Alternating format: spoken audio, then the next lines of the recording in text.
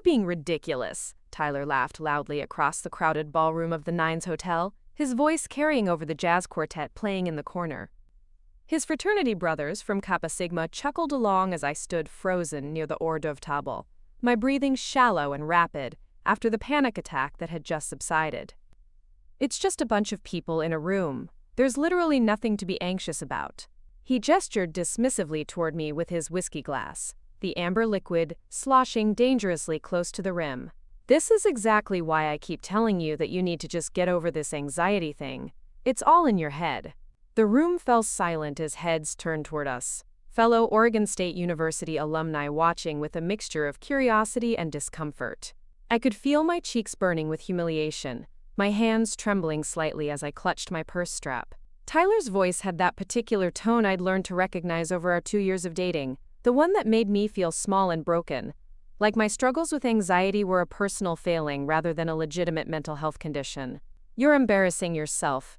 And honestly, you're embarrassing me too," he continued, completely oblivious to the shocked expressions on the faces around us. His fraternity brothers Connor Walsh and Derek Thompson shifted uncomfortably, clearly recognizing that Tyler had crossed a line.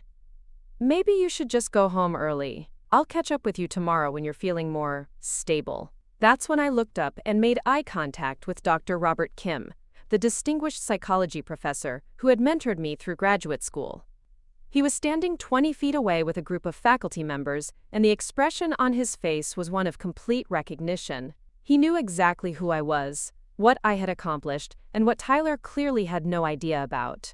Dr. Kim gave me the slightest nod, a gesture that somehow conveyed both support and anticipation. I took a deep breath, feeling something shift inside me like a switch being flipped. The woman who had spent 2 years making herself smaller to accommodate Tyler's need to feel superior was about to disappear forever. "Actually, Tyler," I said quietly, my voice carrying just far enough to be heard by the growing circle of onlookers, "I think there's something you should know about my anxiety research. Before we jump back in, tell us where you're tuning in from, and if this story touches you, make sure you're subscribed, because tomorrow I've saved something extra special for you." The story of how Tyler Brooks became my boyfriend begins 3 years earlier in the lecture hall of Oregon State University's psychology building. I was 25 years old, sitting in the front row of Dr. Kim's Advanced Cognitive Behavioral Therapy seminar, my notebook filled with meticulous notes and my mind racing with ideas about exposure therapy techniques for anxiety disorders. To my classmates, I was Emma Chen, a quiet graduate student who seemed to understand the material but rarely spoke up during discussions. They had no idea that I had been published in 3 major psychology journals, that my research on anxiety treatment protocols was being implemented in clinics across the Pacific Northwest, or that I had been invited to present my findings at the American Psychological Association's annual conference for the 2nd year in a row. My approach to graduate school was deliberately strategic. While other students competed openly for attention and recognition, I preferred to let my work speak for itself. I published under my full name, Emma C. Chen, but in social settings, I introduced myself simply as Emma, a graduate student interested in anxiety research. This wasn't deception so much as selective disclosure. I had learned early in my academic career that being too accomplished too young made some people uncomfortable, particularly men who seemed to view female success as somehow threatening to their own prospects. Tyler was everything I thought I wanted in a partner when we met at a campus coffee shop in September 2019. He was confident without being arrogant, charming without being manipulative, and he had the kind of easy social skills that I admired but had never quite mastered myself. He was working on his MBA while managing his family's marketing firm, Brooks & Associates, which specialized in campaigns for local Portland businesses.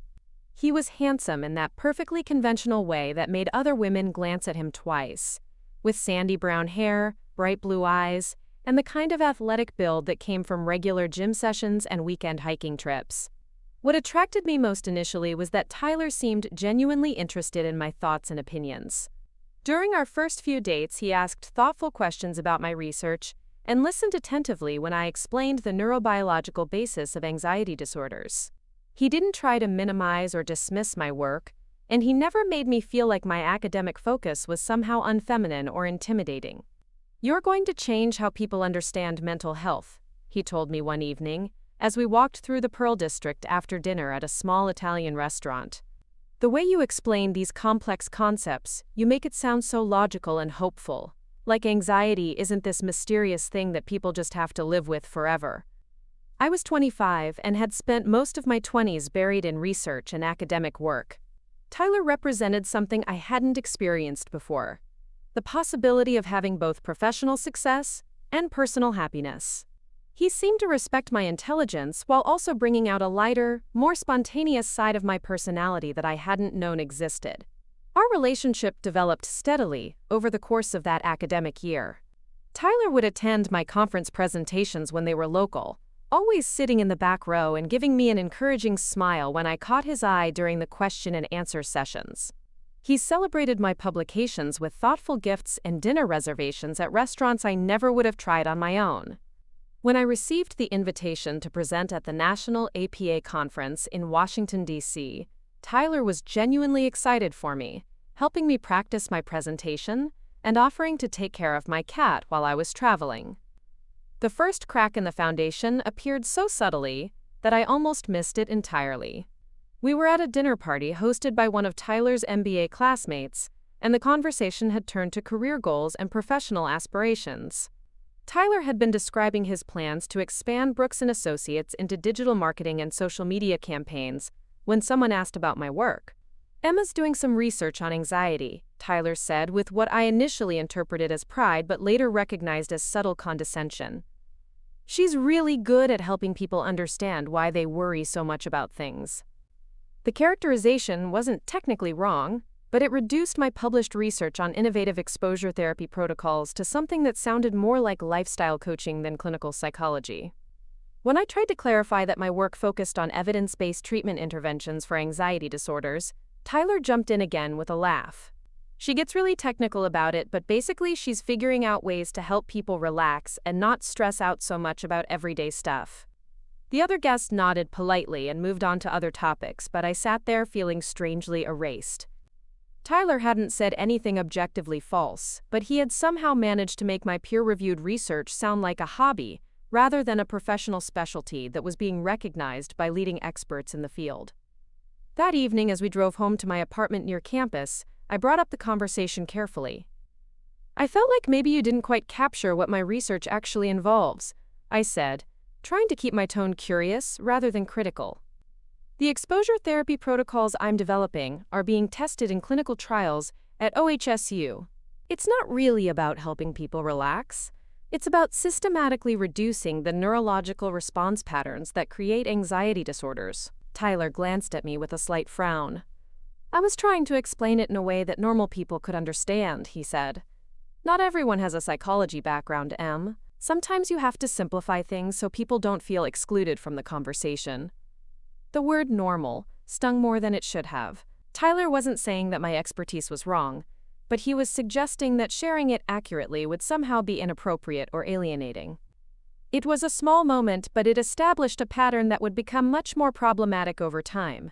As 2020 progressed and my research gained more recognition within the psychology community, Tyler's responses to my professional achievements became increasingly ambivalent. When I received a grant from the National Institute of Mental Health to expand my research, Tyler congratulated me but immediately followed it with concerns about how the additional work might affect our relationship. When I was invited to co-author a chapter in a major textbook on anxiety disorders, Tyler expressed pride but also made jokes about me becoming too smart for him.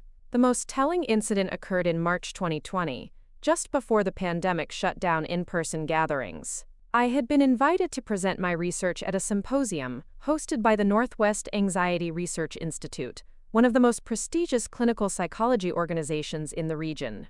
Tyler attended as my guest, sitting in the audience as I delivered a presentation on my latest findings to a room full of established researchers and practicing clinicians. The presentation went exceptionally well.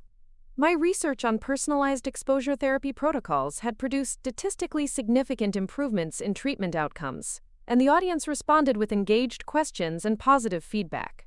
Several prominent researchers approached me afterward to discuss potential collaborations, and Dr. Sarah Williams, the director of the institute, mentioned that they might have a position opening up that would be perfect for someone with my background and interests. Tyler had watched all of this unfold, but during the drive home, his commentary focused almost entirely on my delivery style, rather than the content of my research.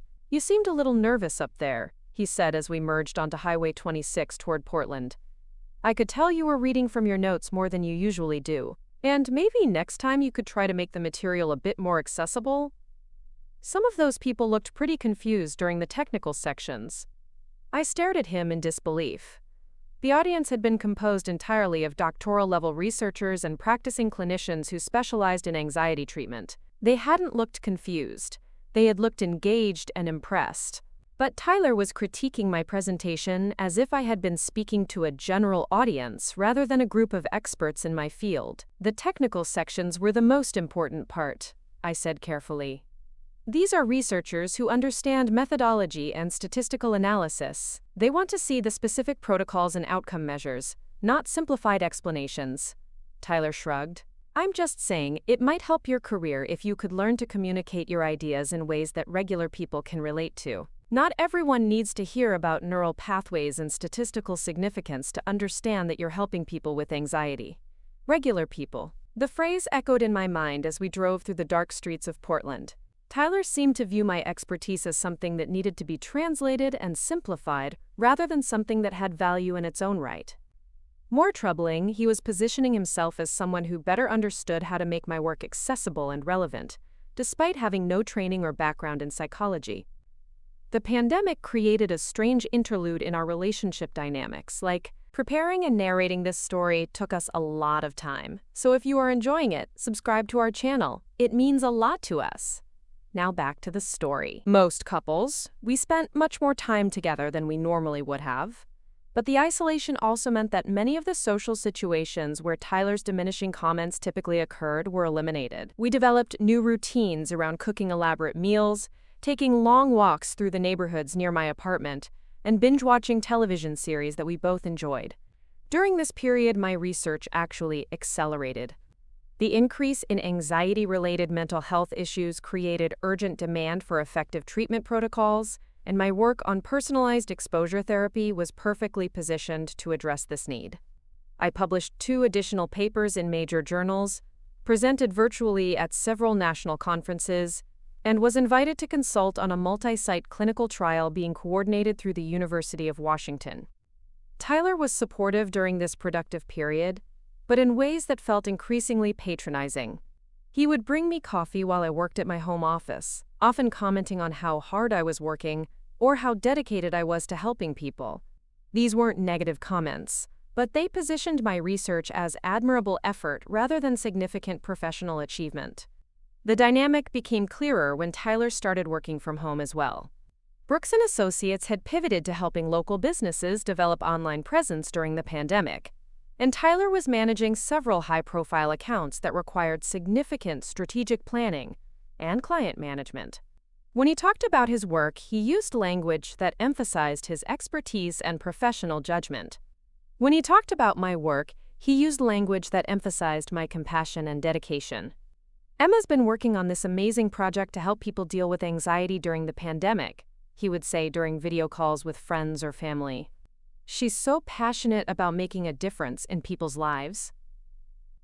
Meanwhile, he described his own work in terms of developing comprehensive digital strategies and positioning clients for post-pandemic market expansion. The difference was subtle but consistent. Tyler's work was strategic and expert. My work was caring and passionate. His work required professional judgment. My work required personal dedication. His work had business implications. My work had emotional benefits. I began to notice this pattern extending into our personal relationship as well. When we disagreed about practical matters like apartment hunting or vacation planning, Tyler increasingly positioned himself as the pragmatic realist, while characterizing me as idealistic or overly emotional. When I expressed concerns about his tendency to make plans without consulting me, Tyler would acknowledge my feelings, but also explain why his approach was more efficient or logical. The most revealing incident occurred in late 2020 when I received an offer to join the Northwest Anxiety Research Institute as a senior researcher. The position would involve leading a team of clinical researchers managing multiple grant-funded projects, and supervising doctoral students conducting anxiety-related research. It was exactly the kind of opportunity that I had been working toward throughout my graduate career, and the salary was nearly double what I could expect from a typical academic position. When I shared the news with Tyler, his initial response was congratulatory, but it was quickly followed by concerns about how the position might affect our relationship and future plans. "That's incredible, Em," he said, and I could hear the genuine pride in his voice. "You absolutely deserve this kind of recognition for all the work you've been doing." But then came the qualifications. "I'm just wondering about the timing," he continued. "We've been talking about moving in together, and this sounds like it's going to be pretty demanding. Plus, if we're thinking about marriage and maybe starting a family eventually, I want to make sure you're not going to be too overwhelmed with work responsibilities." The assumption embedded in his concerns was breathtaking. Tyler had never expressed similar worries about his own career advancement affecting our relationship plans. When Brooks & Associates had the opportunity to expand into Seattle and Vancouver, requiring Tyler to travel extensively for client development, he had assumed that I would be supportive and flexible. But my career advancement was framed as a potential threat to our relationship stability. I accepted the position at the Northwest Anxiety Research Institute in January 2021, and the role proved to be everything I had hoped it would be. I was leading innovative research, mentoring talented graduate students, and contributing to clinical practice improvements that were having real impact on patient outcomes. My work was being cited by researchers across the country, and I was invited to join editorial boards for 2 major psychology journals. Tyler remained supportive, but his support increasingly took the form of helping me manage the stress of my demanding career rather than celebrating my professional achievements. He would suggest that I take breaks from work, encourage me to delegate responsibilities to my research team, and remind me about the importance of work-life balance. "You're putting so much pressure on yourself," he would say when I mentioned upcoming deadlines or presentation opportunities. "Remember that the most important thing is helping people, not getting your name on every publication or speaking at every conference." The implication was that my ambition was somehow inconsistent with my genuine desire to help people with anxiety disorders, as if professional success and meaningful clinical impact were mutually exclusive. Tyler seemed to view my career advancement as evidence that I was losing sight of what really mattered, rather than as confirmation that my work was having the exact impact I had always hoped to achieve. This dynamic became particularly problematic when Tyler started making plans for our future that assumed my career would be secondary to his. When he talked about expanding Brooks & Associates into other markets, he spoke as if my research position was something I could easily relocate or transition into remote work. When he discussed purchasing a house, he focused on neighborhoods that would be convenient for his business meetings, rather than my commute to the research institute. The engagement happened in May 2021 during a weekend trip to the Oregon coast. Tyler had planned a romantic getaway to Cannon Beach, complete with dinner reservations at a restaurant overlooking Haystack Rock and a sunset proposal on the beach. The ring was beautiful, and Tyler's proposal speech was heartfelt and sincere. He talked about how much he admired my compassion and dedication, how proud he was of the work I was doing to help people, and how excited he was to build a life together. I said yes because I loved Tyler, and because I believed that the issues I had been noticing in our relationship were minor adjustments that could be addressed through honest communication and mutual respect. I assumed that engagement and marriage would bring us closer together and create more opportunities for Tyler to fully understand and appreciate my professional identity. I was completely wrong. The wedding planning period revealed the full extent of Tyler's assumptions about our respective roles in the marriage. He had opinions about everything from the venue to the guest list to the honeymoon destination, and those opinions were consistently framed as practical considerations that I might not have thought through adequately. Tyler wanted a larger wedding than I was comfortable with, arguing that it would be important for his business relationships to celebrate with clients and potential partners. When I suggested a smaller ceremony focused on close family and friends, Tyler explained that I was underestimating the networking value of wedding celebrations for young professionals. He wanted to honeymoon in Europe, specifically in cities where Brooks & Associates might eventually want to establish international partnerships. When I mentioned that I had always dreamed of visiting New Zealand or Japan, Tyler pointed out that European destinations would be more culturally sophisticated and provide better opportunities for the kind of experiences that would enhance our social capital as a married couple. Most troubling, Tyler had assumptions about where we would live after the wedding that he had never discussed with me directly. He assumed we would purchase a house in West Lynn or Lake Oswego, affluent Portland suburbs that would reflect his business success but would significantly complicate my commute to the research institute. When I pointed out the practical challenges this would create for my work schedule, Tyler suggested that I might want to consider transitioning into private practice, which would give me more flexibility about location and scheduling. The suggestion wasn't unreasonable in isolation, but it reflected Tyler's fundamental misunderstanding of what my career actually involved. Private practice would mean giving up my research, my mentoring responsibilities, and my contributions to the development of new treatment protocols. It would mean transitioning from innovation and discovery to the application of existing techniques. Tyler seemed to view this as a natural progression rather than a significant professional step backward.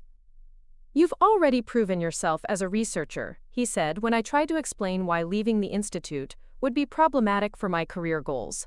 "Now you could focus on actually helping individual people, instead of just writing papers that other researchers read. Just writing papers." As if peer-reviewed research that was improving treatment outcomes for thousands of patients was somehow less valuable than individual therapy sessions. Tyler had managed to characterize my greatest professional achievements as preliminary work that I had now outgrown, rather than as the foundation for continued innovation and impact. We postponed the wedding twice, officially due to pandemic-related concerns, but actually because I was struggling to reconcile the man I had fallen in love with the person Tyler seemed to be becoming. The caring, supportive partner who had celebrated my early research success had been replaced by someone who viewed my continued professional growth as a threat to his vision of our shared future. The breaking point came in September 2021 when I received an invitation that Tyler couldn't dismiss or minimize. The American Psychological Association invited me to deliver the keynote address at their annual conference on anxiety research, the most prestigious speaking opportunity in my field. The invitation was recognition that my work was not only significant but was defining new directions for anxiety treatment research nationwide. When I shared the news with Tyler, expecting excitement and pride, his first response was to ask about the timing and whether it would conflict with the fraternity reunion he was planning to attend in November. The keynote address was in August 2022, nearly a year away, but Tyler was already worried about how my professional commitments might interfere with his social plans. "That's a huge honor, Em," he said, and I could hear him trying to muster enthusiasm. "I'm sure you'll do a great job with whatever presentation you put together." Whatever presentation I put together. As if the keynote address at the premier national conference in my field was just another speaking engagement, rather than the culmination of years of groundbreaking research. That conversation crystallized something that I had been trying to ignore for months. Tyler didn't actually understand what I did for a living, or why it mattered. He had never taken the time to learn about anxiety disorders, treatment protocols, or research methodology. He couldn't distinguish between routine conference presentations and career-defining opportunities. Most importantly, he didn't want to learn. My expertise was something that he acknowledged in the abstract but dismissed in practice. As we moved into 2022, the relationship had settled into a pattern that felt increasingly unsustainable. Tyler continued to view me as someone who cared deeply about helping people with anxiety, but he had no comprehension of my professional standing or the significance of my contributions to the field. I had become, in his mind, his caring girlfriend who worked in mental health, rather than a leading researcher whose work was shaping clinical practice across the country. The irony was devastating. I was nationally recognized for my expertise in helping people overcome anxiety, but I was living with someone who made me feel anxious about my own professional identity. Every achievement had to be explained and justified. Every recognition had to be translated into terms that Tyler found relatable. Every opportunity had to be evaluated for its impact on his comfort and convenience. The woman who had helped thousands of people overcome their fears was slowly losing her voice in her own relationship. The researcher who had developed protocols for building confidence and resilience was allowing herself to be diminished by someone who claimed to love her. It took me 3 years to understand that Tyler's view of our relationship was fundamentally incompatible with my authentic self. He wanted to be married to someone who shared his interests and supported his ambitions, not someone who had her own expertise and professional identity. He wanted a wife who would be impressive enough to reflect well on him socially, but not so accomplished that she might overshadow his own success. By October 2022, as the Kappa Sigma reunion approached, I had made a decision that I hadn't yet shared with Tyler. I was ready to end the relationship, but I wanted to understand exactly what I was walking away from. I wanted to see how Tyler would treat me in the social setting where he was most comfortable, surrounded by the fraternity brothers who had known him since college. I had no idea that the reunion would provide me with the perfect opportunity to show Tyler exactly what he had been dismissing for 3 years. More importantly, I had no idea that Tyler had a secret vulnerability that would make my professional expertise not just relevant but devastatingly powerful. The pieces were about to fall into place in ways that neither of us could have anticipated. The systematic erosion of my professional identity reached its most painful point during the spring of 2022, when Tyler began actively undermining my expertise in front of the very people who understood its significance. The change was so gradual that I didn't recognize it as deliberate sabotage until it was too late to address gracefully. The first major incident occurred at a dinner party hosted by Dr. Kim and his wife Margaret at their beautiful home in the West Hills. They had invited several faculty members from the psychology department along with some of the more accomplished graduate students and recent alumni. It was exactly the kind of gathering where my research and professional achievements would naturally come up in conversation, and Tyler knew this when he agreed to attend as my guest. The evening started pleasantly enough. Tyler charmed everyone with stories about his marketing work and asked thoughtful questions about the various research projects being discussed around the dinner table. He seemed genuinely interested when Dr. Sarah Williams, who had become a close mentor since I joined the Northwest Anxiety Research Institute, described her recent work on trauma-informed therapy approaches. The conversation naturally turned to my upcoming keynote address at the American Psychological Association conference, and several people began discussing the implications of my research for the broader field of anxiety treatment. This was the kind of professional recognition that should have made Tyler proud, but instead, I noticed him becoming increasingly uncomfortable as the focus shifted toward my work. Emma's research on personalized exposure protocols is really groundbreaking, Dr. Williams was saying to the PECA group. The outcome data she's generated is some of the most impressive I've seen in 20 years of clinical practice. She's essentially proven that we can achieve treatment success rates that were considered impossible just 5 years ago. I felt a flush of pride and gratitude, but when I glanced at Tyler, his expression was tight and forced. He was smiling, but it was the kind of smile that didn't reach his eyes, the kind that I had learned to recognize as a warning sign that he was feeling threatened or diminished. "That's wonderful," Tyler said when there was a pause in the conversation.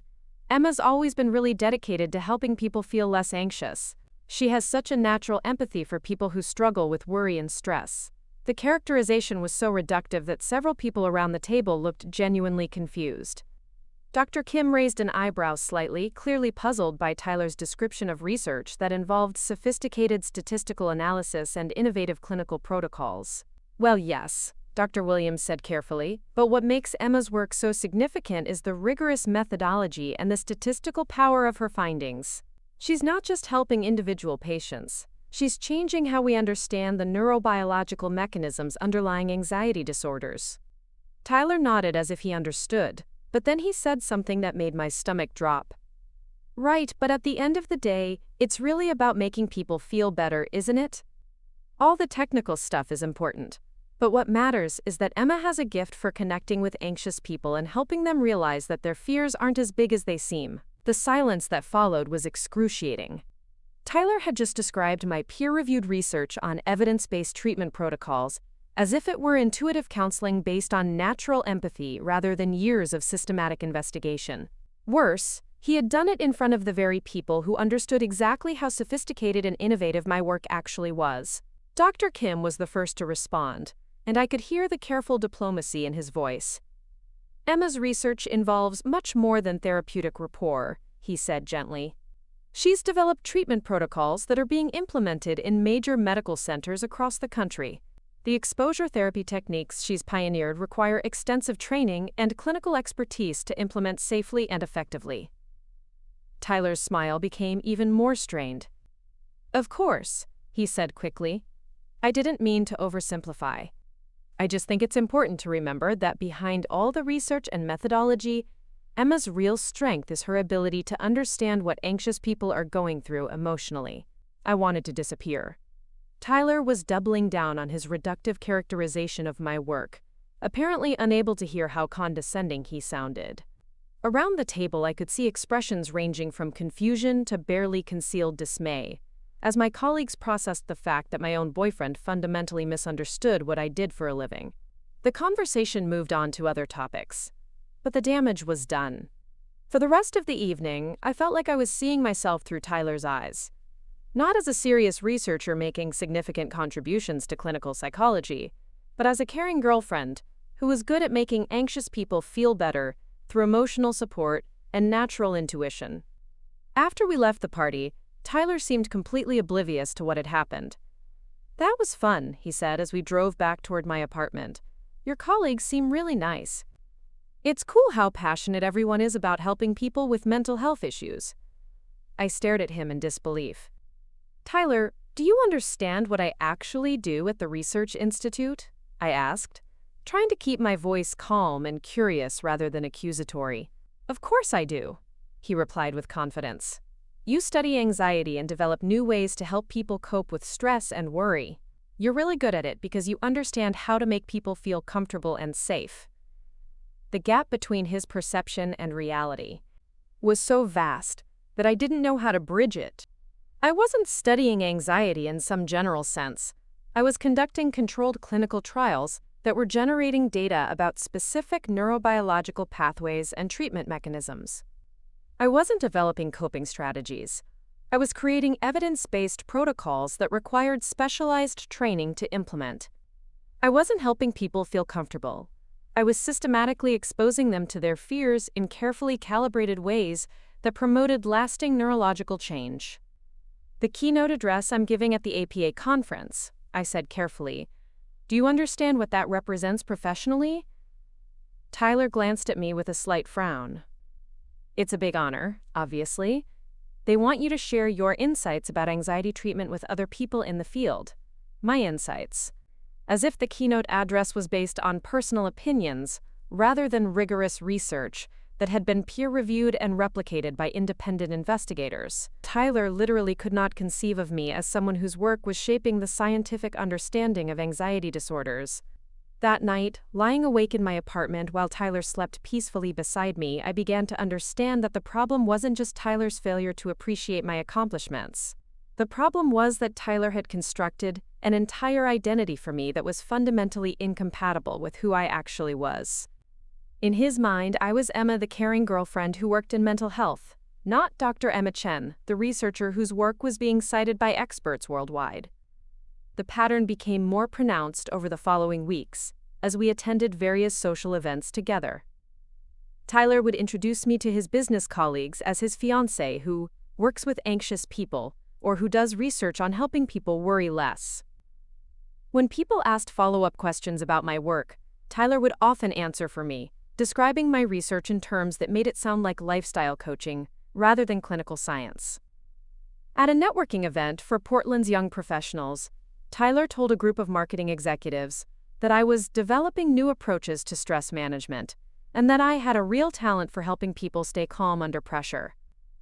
When someone asked if I worked in corporate wellness, Tyler jumped in before I could respond to say that my focus was more on individual anxiety issues and personal emotional health. The most painful incident occurred at a cocktail party hosted by Brooks & Associates for their major clients. Tyler had asked me to attend as his guest, describing it as an important opportunity for me to meet influential people in Portland's business community. I agreed, thinking it might be interesting to learn more about Tyler's professional world and to support him in a setting that was important for his career. The party was held at the Portland Art Museum, and the guest list included executives from some of the city's most successful companies. Tyler was in his element, moving confidently from group to group and demonstrating the kind of social skills that had first attracted me to him. For the first hour, I was proud to be there with him, watching him build relationships and represent his company with such professional competence. The trouble started when Tyler introduced me to James Patterson, the CEO of a major healthcare system that was one of Brooks & Associates' most important clients. Patterson was an intelligent, well-educated man who had built his career on understanding complex organizational challenges. And when Tyler mentioned that I worked in mental health research, Patterson's interest was immediately engaged. "That's fascinating," Patterson said with genuine enthusiasm. "We're seeing such an increase in anxiety-related concerns among our employees and patients. What kind of research are you involved in?" It was a perfect opportunity for me to discuss my work with someone who might genuinely benefit from understanding current developments in anxiety treatment. But before I could respond, Tyler stepped in with his now familiar, reductive explanation. "Emma specializes in helping people manage anxiety and stress," Tyler said with the confident tone of someone who believed he was being helpful. "She's really talented at understanding why people get overwhelmed and teaching them techniques for staying calm." Patterson nodded politely, but I could see that Tyler's explanation had shifted his perception of me from potential expert consultant to someone who might lead workplace stress management workshops. The opportunity for a serious professional conversation had been eliminated before it could begin. "That's wonderful," Patterson said with the kind of tone people use when they're being polite but have lost interest. "We definitely need more people who can help employees cope with the pressures of modern work life." I tried to redirect the conversation toward the clinical research I was actually conducting, but Tyler had already moved the discussion toward general workplace wellness strategies. By the time the conversation ended, Patterson clearly viewed me as someone who might be qualified to lead meditation sessions rather than someone whose research was informing treatment protocols in major medical centers. The pattern was becoming unmistakable. Tyler wasn't just failing to understand my professional identity. He was actively preventing other people from understanding it as well. Every social interaction became an opportunity for him to redefine my expertise in terms that made me seem less threatening to his own professional status. The breaking point came during a dinner with Tyler's parents in late May 2022. Robert and Linda Brooks were successful, educated people who had built their marketing firm into a respected regional business. They were proud of Tyler's MBA and his leadership role in expanding the company, and they had always been supportive of our relationship. I had genuinely enjoyed getting to know them over the 3 years Tyler and I had been together. The conversation during dinner naturally turned to our respective careers, and Robert asked thoughtful questions about my research and the keynote address I would be delivering in August. Tyler's father was clearly making an effort to understand and appreciate what I did professionally, and I was grateful for his genuine interest. "The American Psychological Association conference must be a significant honor," Robert said as we finished our main course. "Tyler mentioned that you'll be speaking to several thousand researchers. That suggests your work is having real impact in the field."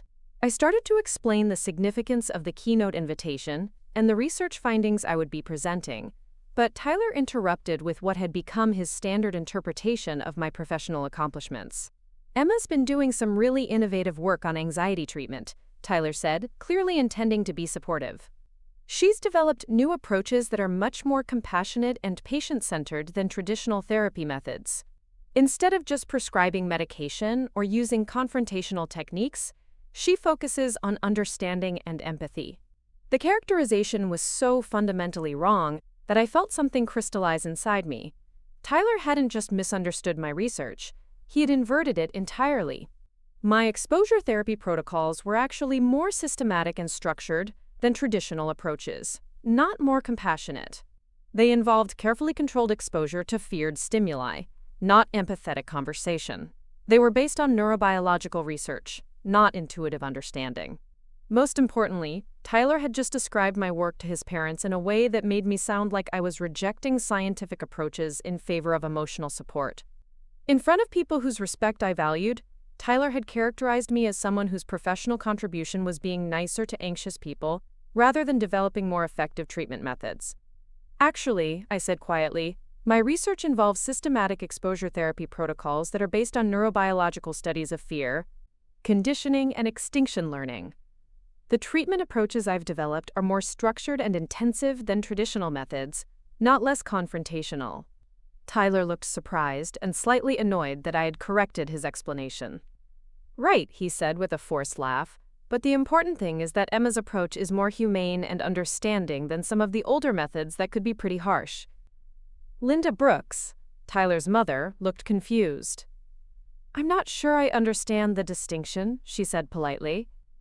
"Are you saying that Emma's research involves exposure therapy or that it's an alternative to exposure therapy?" Tyler clearly didn't know how to answer the question, because he didn't actually understand what exposure therapy involved, or how my research related to existing treatment approaches. The silence stretched uncomfortably as he struggled to reconcile his simplified characterization of my work with the more technical explanation I had provided. "My research involves refining and personalizing exposure therapy techniques," I said, trying to bridge the gap diplomatically. "The goal is to make evidence-based treatments more effective, not to replace them with alternative approaches." Robert Brooks nodded thoughtfully. "So you're working within the established scientific framework but improving the methodology and implementation?" "Exactly," I replied, grateful for his understanding. Tyler's expression had become tight and defensive. After dinner, as we drove back to my apartment, he brought up the conversation with obvious frustration. "I was trying to help explain your work in terms my parents could understand," he said with an edge in his voice that I rarely heard. "Not everyone has a psychology background, Em. Sometimes you need to simplify things instead of getting caught up in technical jargon." Technical jargon. Tyler had just characterized accurate descriptions of my professional work as unnecessary complexity that interfered with effective communication. In his view, I was being difficult and pretentious by insisting on explaining what I actually did, rather than accepting his simplified version. "Your parents are intelligent, educated people," I said carefully. "They can understand the difference between developing new treatment methods and providing emotional support." I wasn't using jargon, I was being accurate. Tyler's grip on the steering wheel tightened. "I know my parents are smart," he said with irritation, "but they don't need to hear about neurobiological pathways and extinction learning to understand that you're good at helping anxious people. Sometimes being right isn't as important as being relatable." The comment revealed the fundamental disconnect between us. Tyler viewed accuracy about my professional identity as a choice rather than a necessity. In his mind, I could be either technically correct or socially appropriate, but not both. He couldn't understand that systematically misrepresenting my work was actually undermining my professional credibility and personal integrity. That night marked the beginning of what I now recognize as a deliberate campaign to reshape my professional identity in ways that Tyler found more comfortable. Over the following months, his mischaracterizations of my work became more frequent and more confident. He began describing my research not just to strangers but to people who knew me professionally, apparently believing that his simplified explanations were actually improvements over my technical accuracy. The most devastating incident occurred in July 2022 during a casual gathering at a brewery in the Pearl District. Several of my colleagues from the Research Institute were there, along with Tyler and some of his friends from business school. The group had been discussing various career developments when someone asked about my upcoming keynote address. Before I could respond, Tyler launched into what had become his standard explanation of my professional accomplishments. "Emma's been invited to speak at this major psychology conference because she's developed some really innovative approaches to anxiety treatment," he said with obvious pride.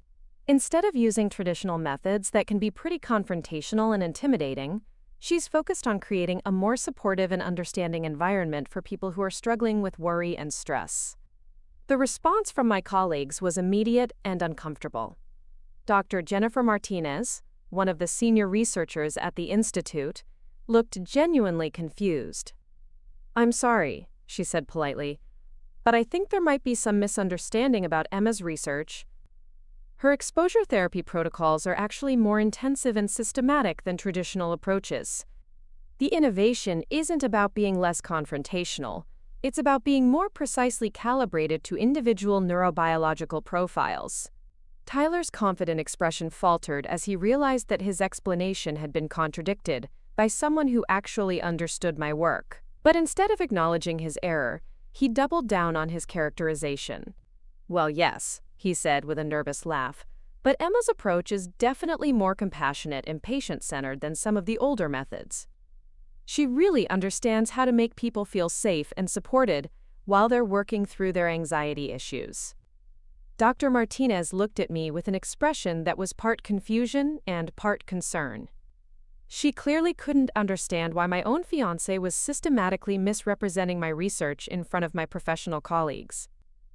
Emma's protocols actually involve quite systematic exposure to feared stimuli, she said carefully, obviously trying to be diplomatic while correcting misinformation.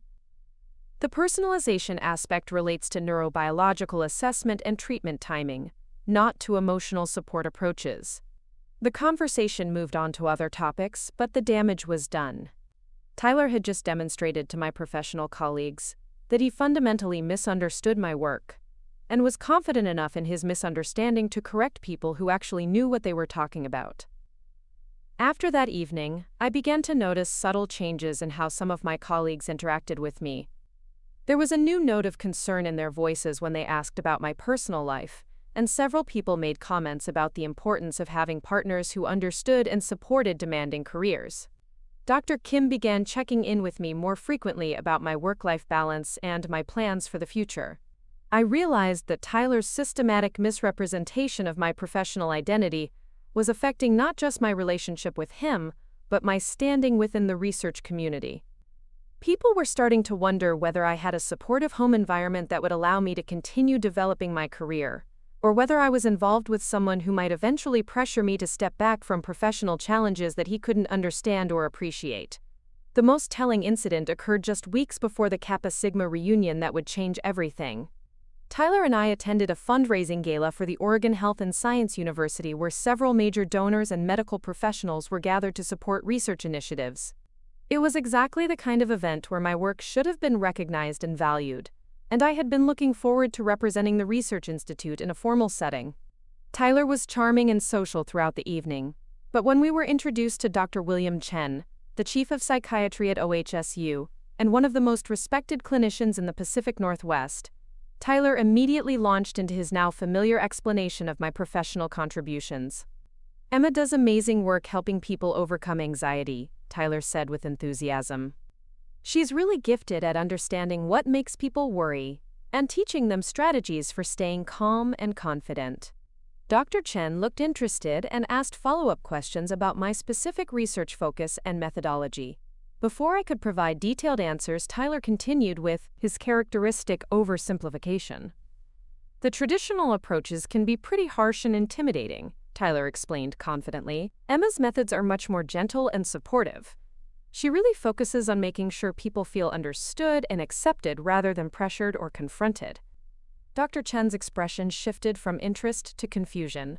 As someone who understood exposure therapy and anxiety research, he clearly recognized that Tyler's description didn't align with any legitimate clinical approach. I'm not familiar with gentler alternatives to exposure therapy, Dr. Chen said carefully. Could you be more specific about the treatment protocols you've developed? Tyler looked to me for support, apparently expecting me to elaborate on his characterization of my work, but I found myself in an impossible position. I could either correct Tyler's misrepresentation in front of a major figure in the mental health community, publicly embarrassing him and revealing the extent of his ignorance about my professional life, or I could allow Dr. Chen to continue believing that my research involved unscientific approaches that prioritized emotional comfort over clinical effectiveness. My research actually focuses on personalizing traditional exposure therapy based on individual neurobiological profiles, I said quietly, trying to correct Tyler's explanation without directly contradicting him. The goal is to optimize the timing and intensity of exposure interventions, not to replace them with alternative approaches. Dr. Chen nodded with obvious relief. That makes much more sense, he said with genuine interest. Personalized medicine approaches to exposure therapy could have enormous implications for treatment outcomes. Tyler looked confused and slightly hurt that I had apparently contradicted his supportive explanation of my work. For the rest of the conversation with Dr. Chen, Tyler remained silent, clearly recognizing that he was out of his depth, but unable to understand exactly how his characterization had been problematic. That evening marked the final dissolution of any pretense that Tyler understood or respected my professional identity. Over 3 years of relationship, he had constructed an alternate version of my career that bore no resemblance to my actual work but that made him comfortable and allowed him to feel superior. He had become so invested in this fictional version of my professional life that he was willing to misrepresent me to people who could evaluate the accuracy of his claims. As we prepared for the Kappa Sigma reunion in November, I had already made my decision about the relationship, but I hadn't yet decided how to end it. The reunion represented an opportunity to see Tyler in his most confident social environment, surrounded by the fraternity brothers who had known him since college, and who presumably shared his values and worldview. What I didn't expect was to discover that Tyler had his own vulnerability, his own fear, that he had kept hidden throughout our entire relationship. The man who had spent years dismissing my expertise in anxiety and fear was about to learn exactly how devastating those emotions could be when they were triggered by someone who understood precisely how to exploit them. The reunion would reveal not just the full extent of Tyler's arrogance and ignorance, but also the perfect method for ensuring that he would never underestimate the power of psychological expertise again. The stage was set for a confrontation that would transform both of our lives, though only one of us knew it was coming. As November approached, I began my final preparations for what would become the most satisfying professional demonstration of my entire career. Tyler thought he was taking his caring, supportive fiancé to meet his old fraternity friends. What he was actually doing was providing me with the perfect audience for a masterclass in applied anxiety research that he would never forget. The irony was about to become deliciously complete. The woman whose expertise Tyler had systematically dismissed was about to use that exact expertise to teach him a lesson about respect that would reshape his understanding of power, knowledge, and the dangerous consequences of underestimating people you claim to love. The transformation from passive acceptance to strategic action began on a seemingly ordinary Thursday evening in late September when Tyler casually mentioned that we should take the elevator to his office building's parking garage instead of using the stairs. It was such a minor comment that under normal circumstances I wouldn't have paid attention, but something in his tone caught my notice. There was a slight tension in his voice, a careful casualness that sounded rehearsed rather than natural.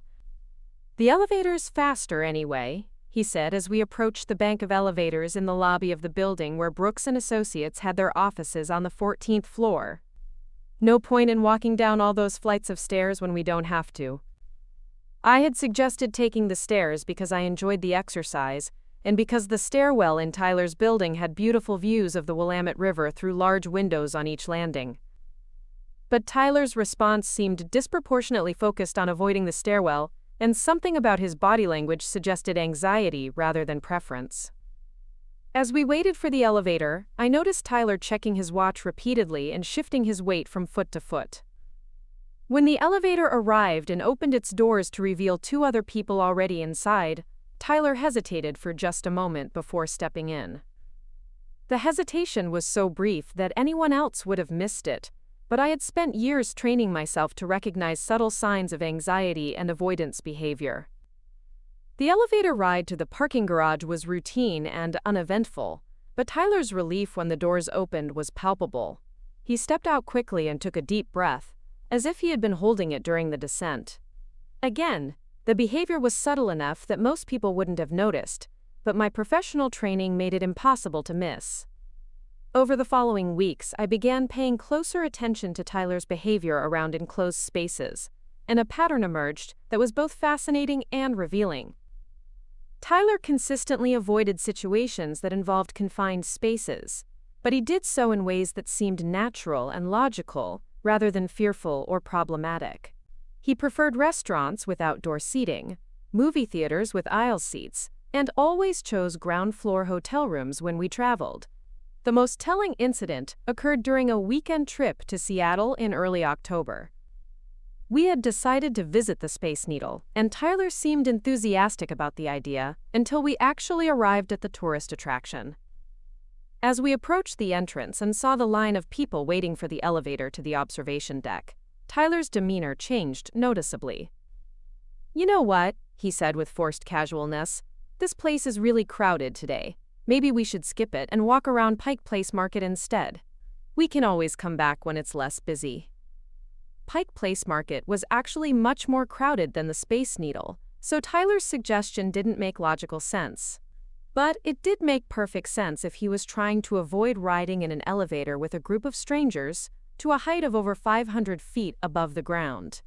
I agreed to his alternative plan without comment, but I filed away the observation as part of a growing collection of data about Tyler's psychological vulnerabilities. As someone who specialized in anxiety disorders, I was beginning to recognize the classic patterns of specific phobia avoidance behavior, and Tyler's careful management of his environment suggested that his fear of enclosed spaces was both significant and systematically concealed. The breakthrough came during a dinner party at Connor Walsh's apartment in late October. Connor had been Tyler's fraternity brother and remained one of his closest friends, and the gathering included several other Kappa Sigma alumni who would be attending the upcoming reunion. The evening was meant to be a casual preview of the reunion weekend, giving everyone a chance to catch up and coordinate their plans for the formal events in November. Connor's apartment was a converted loft in a renovated warehouse building in the Pearl District, and the space was both elegant and distinctively urban. The living area featured exposed brick walls, high ceilings, and large industrial windows that created an open, airy atmosphere. It was exactly the kind of space that Tyler usually enjoyed, and he seemed relaxed and comfortable as we mingled with the other guests. The evening took an interesting turn when Derek Thompson, another fraternity brother, began telling stories about their college years and the various pranks and initiation rituals that had been part of their Kappa Sigma experience. Most of the stories were typical fraternity tales involving alcohol, dating mishaps, and harmless practical jokes, but one story caught my attention because of Tyler's reaction to it. "Remember when we locked Tyler in that storage closet during rush week?" Derek said with a laugh, clearly intending to share a fond memory of college hijinks. "He was supposed to be in there for like 10 minutes as part of the initiation process, but we forgot about him and left him there for almost 2 hours." The response from the group was mixed. Some people chuckled at the memory, but others looked uncomfortable, clearly recognizing that the incident Derek was describing sounded more like hazing than harmless fun. Tyler himself went completely still, his wine glass frozen halfway to his lips and his face pale. "That wasn't really funny at the time," Connor said with obvious discomfort, clearly remembering the incident differently than Derek. "Tyler had a pretty serious panic attack. We had to call the campus health center." Derek's expression shifted from amusement to embarrassment as he realized that his fond memory was actually a traumatic experience for Tyler. "Oh man, I'm sorry," he said quickly. "I didn't mean to bring up something negative. I thought it was just one of those crazy college things we all laugh about now." Tyler forced a smile and waved off Derek's apology. "It's fine," he said with studied casualness. "Ancient history. I was probably just drunk and dramatic." But Tyler's body language told a completely different story. His hands were trembling slightly, his breathing had become shallow, and he was unconsciously scanning the room as if looking for exits. Most tellingly, he had positioned himself near the apartment's front door, creating an easy escape route if he needed to leave quickly. The conversation moved on to other topics, but I spent the rest of the evening observing Tyler's continued discomfort and noting the specific environmental factors that seemed to affect his anxiety level. When we moved from the open living area to Connor's smaller kitchen for dinner, Tyler became noticeably more tense. When someone closed the door to reduce noise from the hallway, Tyler immediately found an excuse to reopen it. By the end of the evening, I had a comprehensive understanding of Tyler's psychological vulnerability. He suffered from claustrophobia, a specific phobia involving fear of enclosed or confined spaces, and the condition was severe enough to trigger panic attacks under certain circumstances. More importantly, Tyler had clearly never sought treatment for the condition and was managing it through elaborate avoidance strategies that allowed him to function normally in most social and professional situations. The irony was almost too perfect to believe. Tyler had spent 3 years dismissing my expertise in anxiety treatment, while struggling with an anxiety disorder that was exactly within my area of specialization. He had characterized my research as unnecessary complexity while living with a condition that could be effectively treated using the exposure therapy protocols I had spent years developing and refining. As we drove home from Connor's apartment that evening, I began to understand the full scope of the opportunity that Tyler's phobia represented. My professional expertise wasn't just relevant to his condition, it was precisely what he needed but had been too proud or ignorant to pursue. More importantly, his systematic dismissal of my work had been not just personally insulting but professionally counterproductive. preventing him from accessing exactly the kind of help that could have improved his quality of life. I began conducting discreet research into Tyler's background, using my professional connections and research skills to gather information about his college years and the specific incident that Derek had mentioned. What I discovered was both illuminating and disturbing. The hazing incident at Kappa Sigma had been more serious than Derek's casual retelling suggested. According to campus incident reports that I was able to access through my university connections, Tyler had been locked in a small storage closet for over 3 hours, not 2. He had suffered a severe panic attack that required emergency medical intervention, and the incident had resulted in disciplinary action against the fraternity. More significantly, the incident had not been Tyler's first experience with claustrophobia. Medical records from the campus health center, which I accessed through legitimate research channels with proper privacy protections, showed that Tyler had sought counseling for anxiety-related issues during his freshman year. The counseling notes described a pattern of panic attacks triggered by enclosed spaces, dating back to a childhood incident where Tyler had been accidentally locked in a basement during a family gathering. The campus counselor had recommended professional treatment for Tyler's claustrophobia, including cognitive behavioral therapy and possible exposure therapy interventions. Tyler had attended 3 sessions before discontinuing treatment, apparently deciding that avoidance strategies were preferable to confronting his fears directly. The pattern was clear and professionally fascinating. Tyler had been living with an untreated anxiety disorder for over a decade, managing his symptoms through environmental control and avoidance, rather than seeking the evidence-based treatment that could have resolved the condition entirely. He had chosen to organize his entire life around accommodating his phobia, rather than addressing it therapeutically. Most relevant to my current situation, Tyler's dismissal of anxiety treatment approaches wasn't just ignorant, it was psychologically defensive. He had rejected my expertise because acknowledging its validity would have forced him to confront his own unresolved psychological issues. His characterization of exposure therapy as harsh and confrontational wasn't based on professional knowledge, but on personal fear of the treatment methods that could have helped him. Understanding Tyler's psychological vulnerabilities opened up strategic possibilities that were both professionally intriguing and personally satisfying. As someone who specialized in anxiety disorders, I knew exactly how to trigger and intensify claustrophobic responses. More importantly, I understood how to do so in ways that would appear accidental or coincidental, rather than deliberately manipulative. The Kappa Sigma reunion represented the perfect opportunity to demonstrate the practical applications of my expertise, while simultaneously revealing Tyler's hypocrisy about anxiety treatment. The reunion events would include multiple situations involving confined spaces, from crowded hotel elevators to packed restaurant dining rooms, to the formal dinner in the hotel's basement banquet hall. I began developing a comprehensive strategy for using the reunion weekend to expose both Tyler's professional ignorance and his personal vulnerabilities. The plan would require careful timing, precise environmental manipulation, and flawless execution, but it would also demonstrate definitively why dismissing anxiety expertise was both personally insulting and practically dangerous. The first element of my strategy involved gathering allies among the people who had witnessed Tyler's systematic dismissal of my professional credentials. I reached out to several colleagues from the Research Institute, explaining that I was considering ending my relationship with Tyler and wanted to document the pattern of professional undermining I had experienced.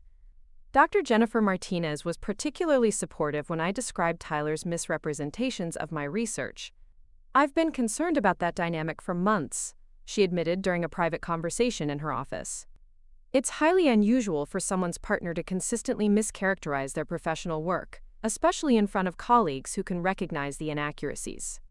Dr. Martinez helped me compile a comprehensive record of Tyler's public misstatements about my research, including the specific occasions when he had contradicted established scientific knowledge in front of qualified professionals. The documentation revealed a pattern of behavior that went beyond simple misunderstanding to active misrepresentation of my expertise and credentials. More importantly, Dr. Martinez put me in contact with Dr. Michael Stevens, a forensic psychologist who specialized in documenting professional misconduct and psychological manipulation in workplace and personal relationships. Dr. Stevens reviewed my documentation and confirmed that Tyler's behavior constituted a clear pattern of professional undermining and psychological invalidation. What you're describing is a classic example of covert psychological manipulation, Dr. Stevens explained during our consultation. The perpetrator systematically undermines the victim's professional identity, while presenting the behavior as supportive and helpful. It's particularly insidious because it's difficult to challenge directly, without appearing ungrateful or oversensitive. Dr. Stevens helped me develop a framework for documenting and responding to Tyler's behavior that would be both professionally appropriate and personally empowering.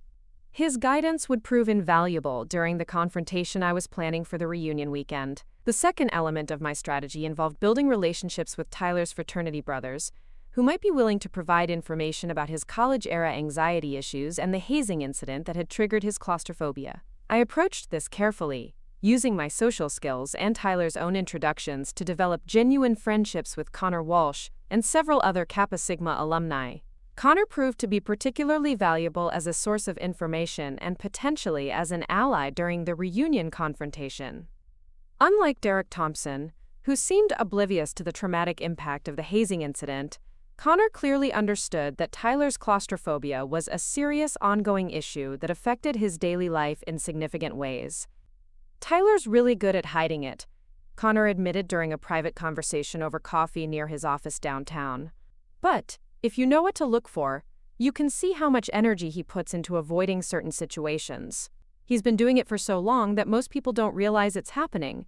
Connor also revealed additional details about Tyler's college years that helped me understand the full scope of his anxiety issues. "The storage closet thing was bad, but it wasn't the only incident," Connor explained. "Tyler had problems with elevators, crowded lecture halls, even some of the smaller dormitory rooms. He ended up moving off campus his sophomore year partly because the dorm rooms were too small for him to feel comfortable."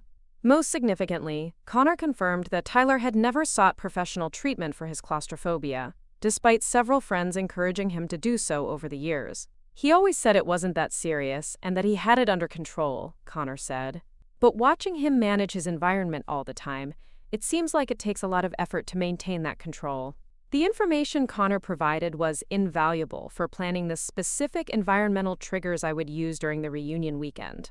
I now had detailed knowledge of Tyler's specific fears, his typical avoidance strategies, and the situations most likely to provoke severe anxiety responses. The third element of my strategy involved selecting and preparing the specific psychological interventions I would use to demonstrate my expertise while triggering Tyler's claustrophobia. This required careful consideration of both the therapeutic techniques that would be most effective and the environmental factors that would make the demonstration most dramatic. I decided to focus on exposure therapy principles, specifically the systematic desensitization protocols that I had refined through my research. The beauty of these techniques was that they could be applied subtly and progressively, allowing me to escalate Tyler's anxiety level gradually, while maintaining complete control over the intervention. The reunion schedule provided perfect opportunities for implementing my plan. The weekend would begin with a cocktail reception in the hotel's lobby, progress to dinner in the basement banquet hall, and conclude with after-parties in various hotel suites and private rooms. Each event would involve different levels of spatial confinement, allowing me to calibrate my interventions according to Tyler's responses. Most importantly, I planned to time my revelation of Tyler's hypocrisy to coincide with his maximum anxiety level, creating a situation where his dismissal of my expertise would be immediately contradicted by his desperate need for exactly the kind of help I was professionally qualified to provide. The fourth element of my strategy involved preparing documentation and evidence that would support my professional credibility while undermining Tyler's characterizations of my work. I assembled a comprehensive portfolio of my research publications, conference presentations, and professional recognitions that could be shared with reunion attendees if the opportunity arose. I also prepared a detailed explanation of exposure therapy principles and anxiety treatment protocols that could be delivered in language accessible to non-professionals, while still demonstrating the sophisticated clinical knowledge that Tyler had consistently minimized. The explanation would serve both educational and strategic purposes, allowing me to teach Tyler's fraternity brothers about anxiety treatment while simultaneously revealing the depth of expertise that Tyler had been dismissing for 3 years. Finally, I coordinated with Dr. Kim and Dr. Martinez to ensure that they would be available by phone during the reunion weekend if I needed professional support or verification of my credentials. Having established experts available to confirm my qualifications would add significant weight to any confrontation with Tyler or his friends. As November approached and the reunion weekend drew closer, I found myself experiencing a complex mixture of emotions that I had never encountered before. As a professional, I was excited by the opportunity to apply my expertise in such a controlled and dramatic fashion. As a woman who had been systematically diminished for 3 years, I was anticipating the satisfaction of finally revealing my true capabilities to someone who had worked so hard to deny them. But as someone who had genuinely loved Tyler at one point, I was also experiencing a profound sadness about what our relationship had become and what it was about to end.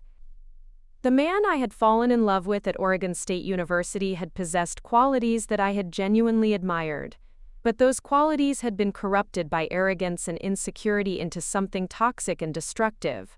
The reunion would represent not just professional vindication but personal liberation from a relationship that had required me to diminish myself in ways that were both dishonest and unsustainable. I was about to demonstrate that the caring, supportive girlfriend Tyler thought he was taking to meet his fraternity brothers was actually one of the most qualified anxiety experts in the Pacific Northwest, someone whose professional opinion he should have been seeking rather than dismissing. The irony of the situation was both perfect and tragic. Tyler would learn about the power and precision of anxiety expertise through direct personal experience, administered by the very person whose qualifications he had spent years minimizing. The woman he had characterized as emotionally supportive rather than scientifically rigorous was about to provide him with a masterclass in applied psychology that would reshape his understanding of both anxiety disorders and the dangerous consequences of underestimating people whose expertise you don't understand. As I made my final preparations for the reunion weekend, I felt a sense of clarity and purpose that I hadn't experienced since the early days of my graduate research. For the first time in 3 years, I was about to be completely authentic about who I was and what I was capable of accomplishing. The hiding and minimizing and diplomatic silence were about to end forever. Tyler thought he was taking his anxious girlfriend to a social event where she would need his protection and guidance to navigate unfamiliar social dynamics. What he was actually doing was providing me with the perfect laboratory setting for demonstrating exactly why anxiety expertise mattered, and exactly how dangerous it could be to dismiss the people who possessed it. The student was about to become the teacher, and the lesson was going to be unforgettable. The Nines hotel lobby sparkled with elegant lighting as Oregon State University's Kappa Sigma alumni gathered for their reunion weekend on the first Friday evening of November. The Art Deco interior provided a sophisticated backdrop for the cocktail reception, and Tyler was in his element, moving confidently from group to group while introducing me as his fiancée who works in mental health. I smiled graciously and played my familiar role, but tonight felt different because I knew it was a performance with a definitive end time. Tyler looked handsome in his navy suit, his confidence radiating the kind of natural charisma that had first attracted me 5 years earlier. He was genuinely excited to reconnect with his fraternity brothers, and his enthusiasm was infectious as he shared stories about our life in Portland and his plans for expanding Brooks & Associates. For the first hour of the reception, I watched him with something approaching nostalgia, remembering the man I had fallen in love with before he became someone who needed to diminish me to feel superior. The first indication that the evening would unfold according to my carefully constructed plan came when Connor Walsh approached us near the bar, carrying 3 glasses of wine and wearing an expression of obvious concern. I had spoken with Connor twice over the past month, developing what I hoped was a genuine friendship, while also gathering intelligence about Tyler's college years and ongoing psychological vulnerabilities. "Emma," Connor said with warmth that seemed entirely authentic, "Tyler's been telling us about your work at the Research Institute. It sounds incredibly impressive. I had no idea you were involved in such sophisticated clinical research." Tyler's smile tightened almost imperceptibly, but I caught the subtle shift in his expression that indicated discomfort with the direction of the conversation. "Emma's really passionate about helping people with anxiety," Tyler said with his now familiar reductive explanation. She has a real gift for understanding what makes people worry and teaching them strategies for staying calm. Connor looked puzzled by Tyler's characterization, clearly recognizing the disconnect between his description and what I had actually told him about my professional work. I thought you mentioned that Emma was delivering a keynote address at some major psychology conference, Connor said diplomatically. That suggests her contributions are being recognized at a pretty high level professionally. Before Tyler could respond with another dismissive oversimplification, Derek Thompson joined our conversation with his characteristic boisterous energy. Derek had been drinking steadily since the reception began, and his volume was slightly louder than appropriate for the elegant hotel setting. Connor's right about Emma being impressive, Derek announced with the kind of enthusiasm that came from alcohol-enhanced sociability. But you know what's really awesome?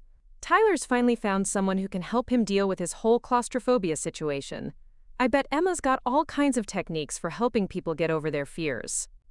The silence that followed Derek's comment was immediate and electric. Tyler's face went completely white as he realized that Derek had just revealed his most carefully guarded vulnerability to someone he had spent 3 years characterizing as professionally unqualified to understand complex psychological issues. Connor looked mortified by Derek's casual disclosure of Tyler's private struggles, clearly recognizing that he had inadvertently violated his friend's privacy. Derek, Connor said quietly, maybe that's not something we should discuss publicly. But Derek was oblivious to the tension he had created, apparently viewing Tyler's claustrophobia as a minor quirk rather than a serious psychological condition that Tyler had spent years concealing from me. What's the big deal? Derek asked with genuine confusion. Emma's the perfect person to help with that kind of thing. She probably deals with claustrophobic people all the time in her research. Tyler's hands were trembling slightly as he reached for his wine glass, and I could see him struggling to maintain his composure while processing the magnitude of what had just happened. The woman he had spent 3 years describing as emotionally supportive but scientifically naive had just learned that he suffered from exactly the kind of condition that my professional expertise was designed to treat. Actually, I said with careful neutrality, claustrophobia is one of the specific phobias I work with most frequently. It responds very well to evidence-based exposure therapy when the treatment protocols are properly implemented. Tyler's expression shifted from embarrassment to something approaching panic as he realized that I was speaking with the kind of clinical authority he had spent years denying I possessed. For the first time in our relationship, he was hearing me use professional language to describe exactly the kind of help he needed, but had been too proud to seek. It's not really that serious, Tyler said quickly, clearly attempting damage control. I just prefer open spaces and avoid crowded elevators sometimes. It's not like it's a major psychological issue or anything. Derek laughed loudly, apparently finding Tyler's minimization amusing. Dude, you had a complete meltdown when we locked you in that storage closet during rush week. You were hyperventilating and everything. The campus health people said it was a full-blown panic attack. Connor stepped forward with obvious urgency, clearly recognizing that Derek's alcohol-fueled honesty was causing significant emotional distress for Tyler. Derek, I think we should change the subject, Connor said firmly. This isn't really appropriate dinner conversation. But I was fascinated by the psychological dynamics unfolding in front of me. Tyler was experiencing the classic shame response that prevented many people with anxiety disorders from seeking appropriate treatment, while simultaneously being confronted with evidence that the person he had systematically dismissed actually possessed exactly the expertise he needed.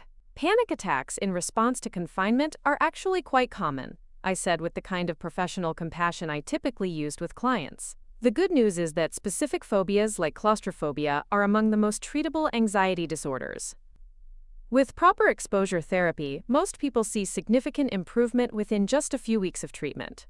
Tyler stared at me with an expression I had never seen before, a mixture of recognition and dismay as he began to understand that the woman whose professional credibility he had spent 3 years undermining might actually be exactly what he needed to address the anxiety condition that had been controlling his life for over a decade. I don't need therapy, Tyler said with defensive intensity. I manage fine by making smart choices about my environment. Not everyone needs professional intervention for every little psychological quirk. The irony was so perfect that I almost smiled. Tyler was dismissing the value of anxiety treatment, while visibly struggling with anxiety symptoms triggered by the mere discussion of his condition. His hands were shaking, his breathing had become shallow, and he was unconsciously scanning the hotel lobby as if looking for escape routes. Derek, still oblivious to the psychological drama he had initiated, continued with his characteristic lack of social awareness. "Smart choices, like never going in elevators or small rooms?" Derek asked with genuine curiosity. "That seems like it would be pretty limiting. I mean, what happens when you're in situations where you can't avoid confined spaces?" Tyler's composure finally cracked completely. "That's enough," he said with sharp intensity that attracted attention from nearby conversation groups. "This isn't something I want to discuss at a social event." But Derek was too intoxicated and too socially oblivious to recognize Tyler's distress signals. "I'm just saying Emma could probably help you get over it," Derek continued with misplaced helpfulness. "Wouldn't it be great if you could finally deal with the whole claustrophobia thing after all these years?" That's when Tyler made the decision that would transform our relationship forever. Instead of acknowledging his condition and recognizing my professional qualifications, he chose to double down on his systematic dismissal of my expertise. "Derek, you're drunk and you don't know what you're talking about," Tyler said with vicious intensity. "Emma doesn't treat serious psychological conditions. She does basic research on anxiety and helps people learn relaxation techniques. Claustrophobia isn't something you cure with breathing exercises and positive thinking." The words hung in the air like a physical presence. Tyler had just publicly dismissed my professional expertise, while simultaneously describing his own condition as too serious and complex for my supposedly basic qualifications to address. He had chosen to maintain his fiction about my professional limitations, rather than acknowledge that I might actually be qualified to help him. Connor looked genuinely shocked by Tyler's response, clearly recognizing that something fundamentally wrong was happening in our relationship dynamic. Derek finally seemed to understand that he had stumbled into territory that was more complicated than he had realized, and his expression shifted from confused amusement to uncomfortable recognition. The moment had arrived for me to reveal exactly who Tyler had been dismissing for 3 years, and exactly what he had been rejecting when he characterized my work as emotional support rather than clinical expertise. "Actually, Tyler," I said with the kind of quiet authority that I typically used when correcting misconceptions about anxiety research, "I think there's been some confusion about what I do professionally." Tyler's eyes widened slightly as he heard something new in my voice, a tone of professional confidence that he had never encountered before because I had spent 3 years hiding it from him to preserve his comfort and ego. "I'm Dr. Emma Chen," I continued, speaking loudly enough for nearby groups to hear. "I'm a senior researcher at the Northwest Anxiety Research Institute and the lead author of the personalized exposure therapy protocols that are currently being implemented in major medical centers across the country." The impact of my words was immediate and devastating. Tyler's mouth opened soundlessly as he processed the information that his supposedly unqualified fiancé was not only professionally credentialed, but was actually a leading expert in exactly the field he had been dismissing. Connor's expression shifted to something approaching awe as he began to understand the magnitude of Tyler's ignorance about my professional identity. "Wait," Connor said slowly. "Are you saying you're one of the researchers? Developing new anxiety treatments? Like actual clinical protocols that doctors use with patients?" "The exposure therapy techniques I've developed have been proven to eliminate specific phobias like claustrophobia in an average of 6 to 8 weeks, I replied, with the kind of precise clinical language that Tyler had spent years characterizing as unnecessary technical jargon. "The treatment involves systematic, graduated exposure to feared stimuli combined with cognitive restructuring and neurobiological monitoring." Derek looked completely bewildered by the transformation in my communication style, clearly struggling to reconcile the quiet, supportive girlfriend he had met with the authoritative professional expert who was now explaining advanced psychological treatment techniques. Tyler's face had gone from white to gray as the full implications of what he was learning began to sink in. "Emma," he said weakly, "why didn't you ever tell me about this?" The question was so absurd that I almost laughed. "I tried to tell you for 3 years, I replied calmly. "Every time I attempted to explain my actual work, You interrupted with simplified explanations about helping people feel less worried. Every time I mentioned my research, you characterized it as emotional support rather than clinical science. Tyler's breathing had become noticeably labored as he struggled to process both the revelation of my professional identity and the growing anxiety triggered by the crowded hotel lobby and the attention our conversation was attracting from other reunion attendees. The keynote address I'm delivering at the American Psychological Association conference in December, I continued, is specifically about the breakthrough protocols I've developed for treating claustrophobia and other specific phobias. My research has achieved cure rates that were considered impossible just 5 years ago. Connor was staring at Tyler with obvious concern, clearly recognizing that his friend was experiencing significant psychological distress, but uncertain about how to help. "Tyler," Connor said gently, "maybe you should sit down for a minute." But Tyler was beyond hearing social cues or accepting support. His pride and his anxiety were feeding off each other in a vicious cycle that was pushing him toward exactly the kind of panic response that had characterized his college-era encounters with confined spaces. "You lied to me," Tyler said with desperate accusation. "You let me think you were just doing basic counseling research when you were actually some kind of famous expert."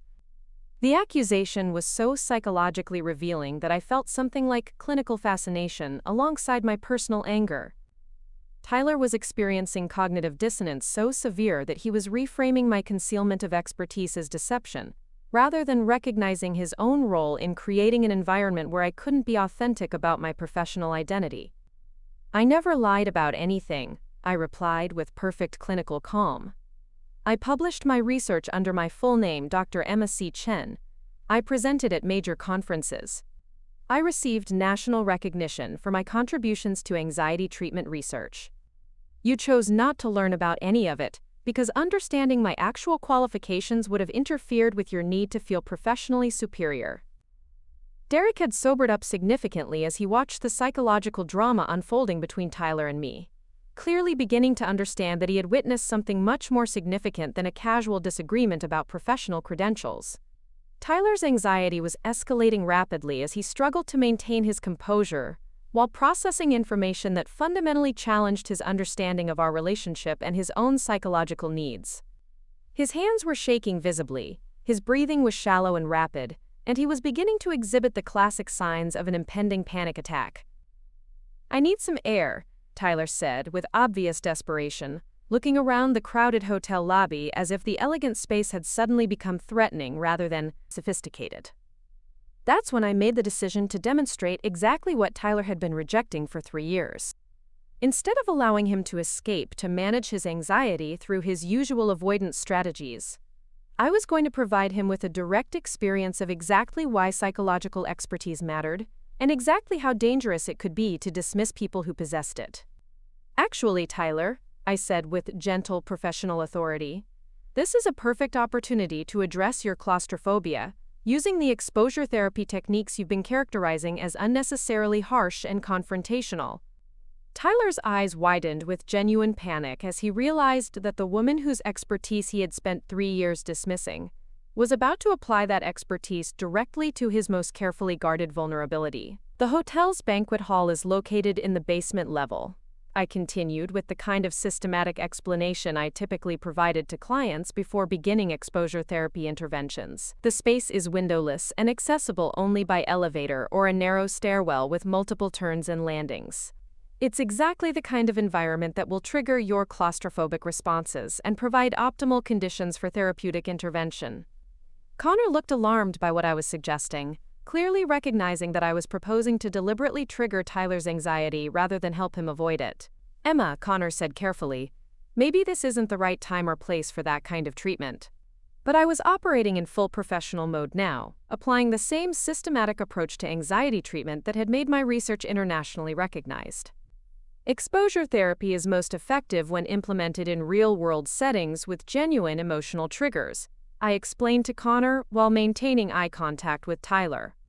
Tyler's avoidance strategies have prevented him from experiencing the natural extinction learning that would eliminate his phobic responses.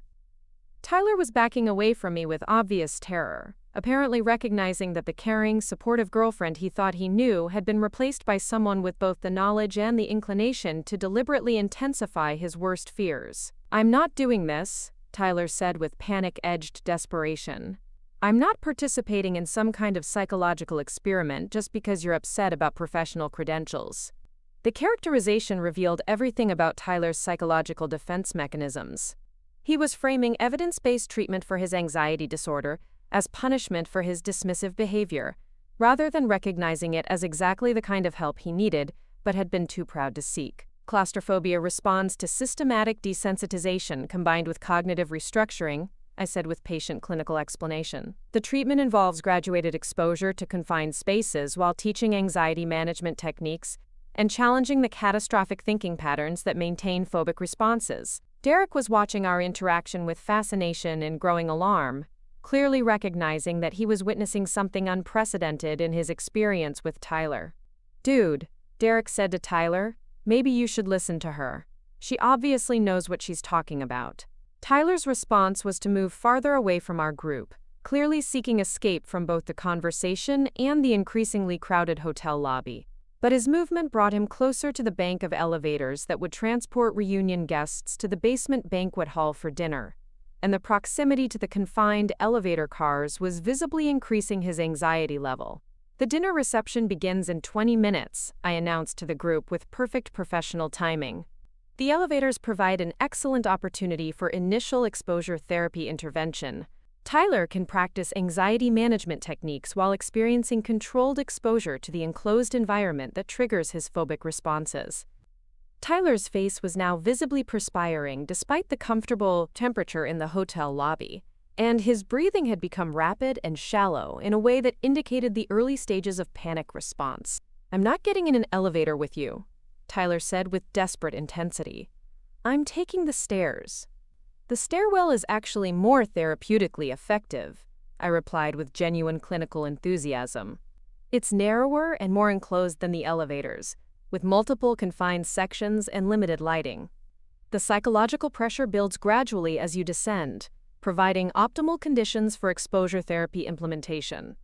Connor was looking between Tyler and me with growing understanding of what was happening, clearly recognizing that I was systematically eliminating Tyler's avoidance options while providing him with professional quality psychological intervention, whether he wanted it or not. "This is psychological torture," Tyler said with accusatory desperation. "You're using your professional knowledge to deliberately trigger my anxiety for revenge." The accusation was both accurate and completely missing the point. I was indeed using my professional knowledge to trigger Tyler's anxiety, but not for revenge. I was providing him with exactly the kind of evidence-based treatment he needed, while simultaneously demonstrating why dismissing anxiety expertise was both personally insulting and psychologically dangerous. "Exposure therapy can feel uncomfortable initially," I explained with patient professional compassion. "But anxiety symptoms are temporary and manageable when proper techniques are applied. The goal is to teach your nervous system that confined spaces aren't actually dangerous, eliminating the learned fear response that has been controlling your behavior for over a decade." Tyler was now exhibiting full panic symptoms, including rapid breathing, visible trembling, and the kind of cognitive confusion that characterized acute anxiety responses. But instead of providing comfort or allowing him to escape, I continued with systematic clinical intervention. "Your current avoidance strategies have actually strengthened your phobic responses," I continued with educational authority. "Every time you avoid elevators, small rooms, or crowded spaces, you reinforce the neural pathways that generate fear.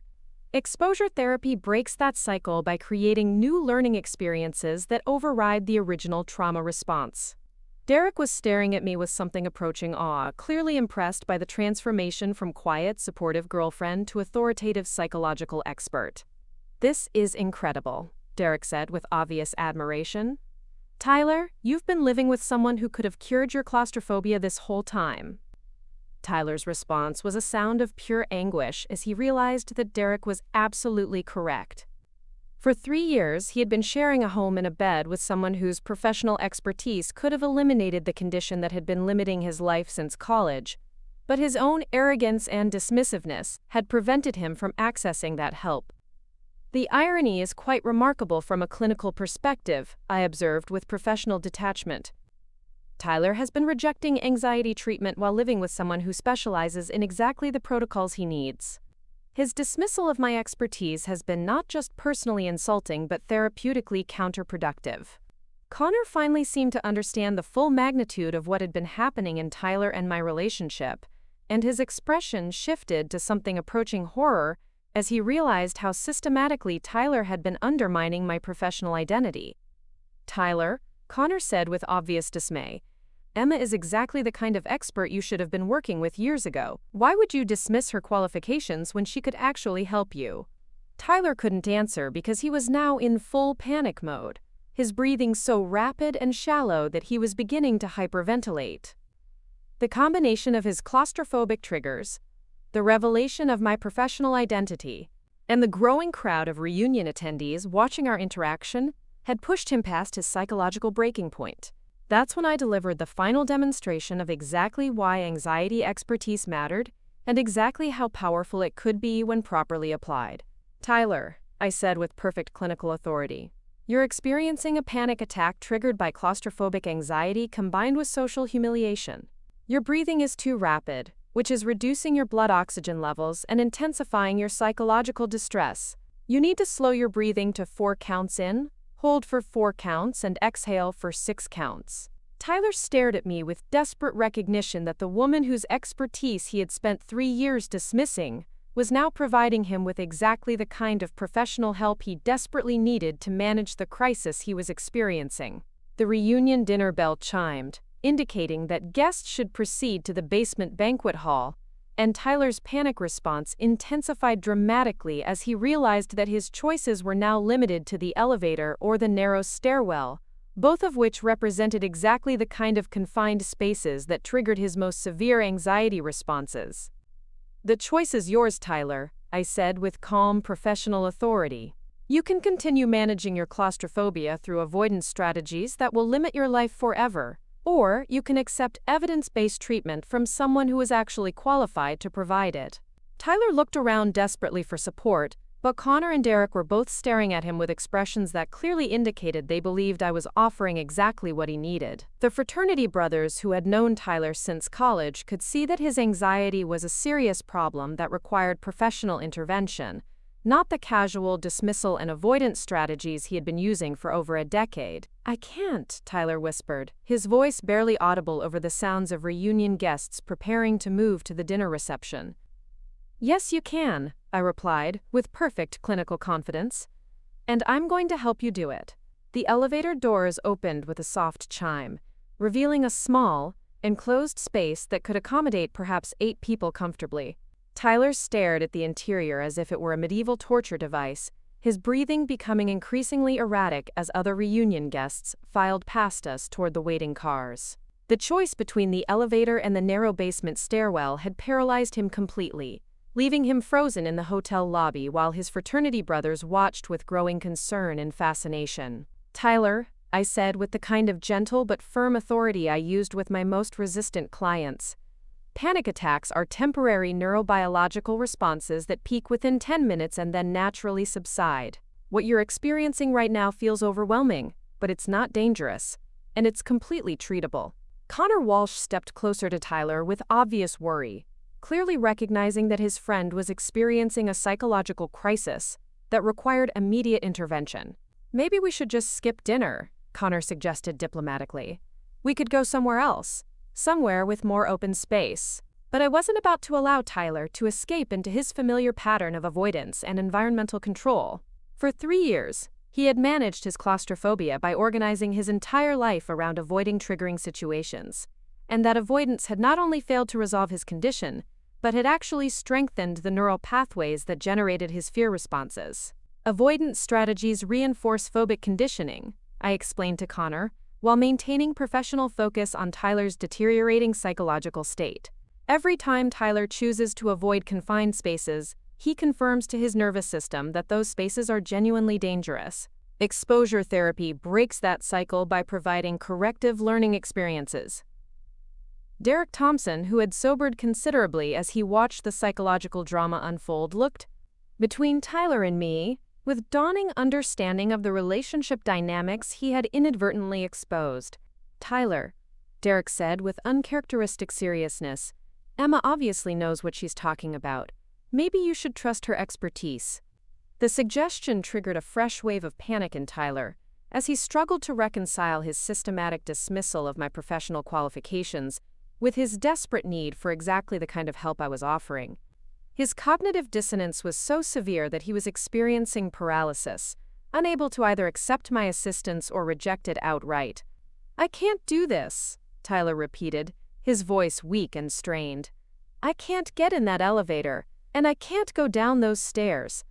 This whole situation is impossible." His capitulation was both pitiful and strategically perfect for my purposes. Tyler was publicly acknowledging that his anxiety disorder was beyond his ability to manage independently, while simultaneously admitting that he needed professional intervention to address the condition he had been dismissing as minor and easily manageable. "Claustrophobia creates the illusion that avoidance is protective," I said with patient clinical explanation. "But avoidance actually increases anxiety over time by preventing the natural extinction learning that would eliminate the fear response. The treatment requires systematic exposure to feared stimuli under controlled conditions with proper psychological support." Dr. Robert Kim appeared beside us with perfect timing, apparently having arrived at the hotel for the dinner reception and immediately recognizing the therapeutic intervention taking place in the lobby. My former mentor took in the scene with the kind of professional assessment that came from decades of clinical experience. "Dr. Chen," Dr. Kim said with formal professional recognition that made Tyler's eyes widen with shock, "it appears you're conducting an impromptu exposure therapy session. Is your client experiencing significant resistance to treatment?" The formal introduction was devastating to Tyler's psychological defenses. Hearing Dr. Kim address me with the professional title and recognition that Tyler had spent 3 years denying created a moment of cognitive restructuring that was more powerful than any therapeutic intervention I could have designed. "My client has been avoiding treatment for over a decade," I replied with clinical precision, "despite experiencing significant functional impairment from claustrophobic responses. He's maintained his symptoms through environmental control and avoidance strategies that have prevented natural recovery." Tyler stared at Dr. Kim with desperate recognition, clearly remembering him from the dinner party where Tyler had so confidently mischaracterized my research as emotional support rather than clinical science. The presence of my mentor confirmed not only my professional credentials, but also the legitimacy of the therapeutic intervention I was providing. "Systematic desensitization combined with cognitive restructuring," Dr. Kim observed with professional approval. "The hotel environment provides excellent exposure opportunities with graduated levels of spatial confinement. Very elegant therapeutic design, Dr. Chen." The casual professional conversation between Dr. Kim and me was exactly what Tyler needed to hear to understand the full magnitude of the expertise he had been dismissing. We weren't just talking about anxiety in general terms. We were discussing specific therapeutic protocols with the kind of technical precision that characterized expert clinical practice. Tyler's breathing had become so rapid and shallow that he was approaching hyperventilation, but instead of providing comfort or escape options, I continued with systematic therapeutic intervention designed to teach him anxiety management while exposing him to his feared stimuli. "Tyler, you're experiencing the classic fight-or-flight response triggered by perceived threat," I explained with educational authority. "Your amygdala is generating fear signals based on learned associations between confined spaces and danger, but those associations are based on historical conditioning rather than current reality." Connor looked fascinated by my clinical explanation, clearly impressed by the transformation from the quiet, supportive girlfriend he had known to the authoritative psychological expert who was providing real-time anxiety treatment. "This is incredible," Connor said with obvious admiration. "Tyler, she's actually helping you understand what's happening in your brain." But Tyler was beyond appreciating the educational value of my intervention. His panic had escalated to the point where he was experiencing the kind of acute psychological distress that typically drove people to seek emergency medical attention, rather than continue with social events.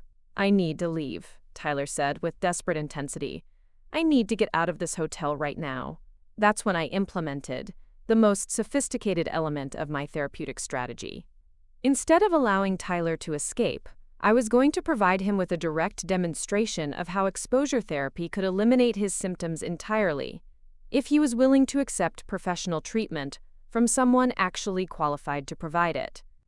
The hotel's basement banquet hall represents optimal exposure therapy conditions, I announced to the group with professional enthusiasm. The space is completely enclosed, accessible only through confined passageways, and designed to accommodate large groups in a windowless environment.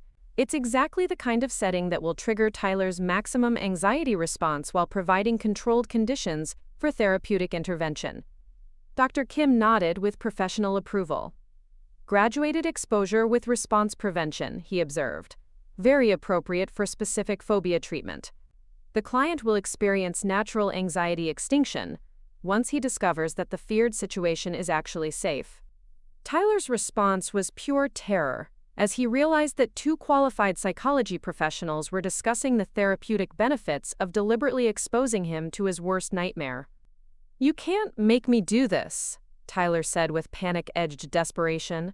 "I don't consent to psychological treatment." The legal and ethical framework of his objection was technically correct, but it missed the fundamental irony of his situation. Tyler was rejecting evidence-based treatment for his anxiety disorder, while publicly demonstrating exactly why that treatment was necessary and exactly why my professional expertise was valuable. "No one is forcing you to participate," I replied with perfect clinical neutrality. "You're free to leave the hotel and avoid the dinner reception entirely. But if you choose to attend the event, you'll be exposed to confined spaces, whether you receive professional support or not." The choice I was offering Tyler was both therapeutically sound and strategically devastating.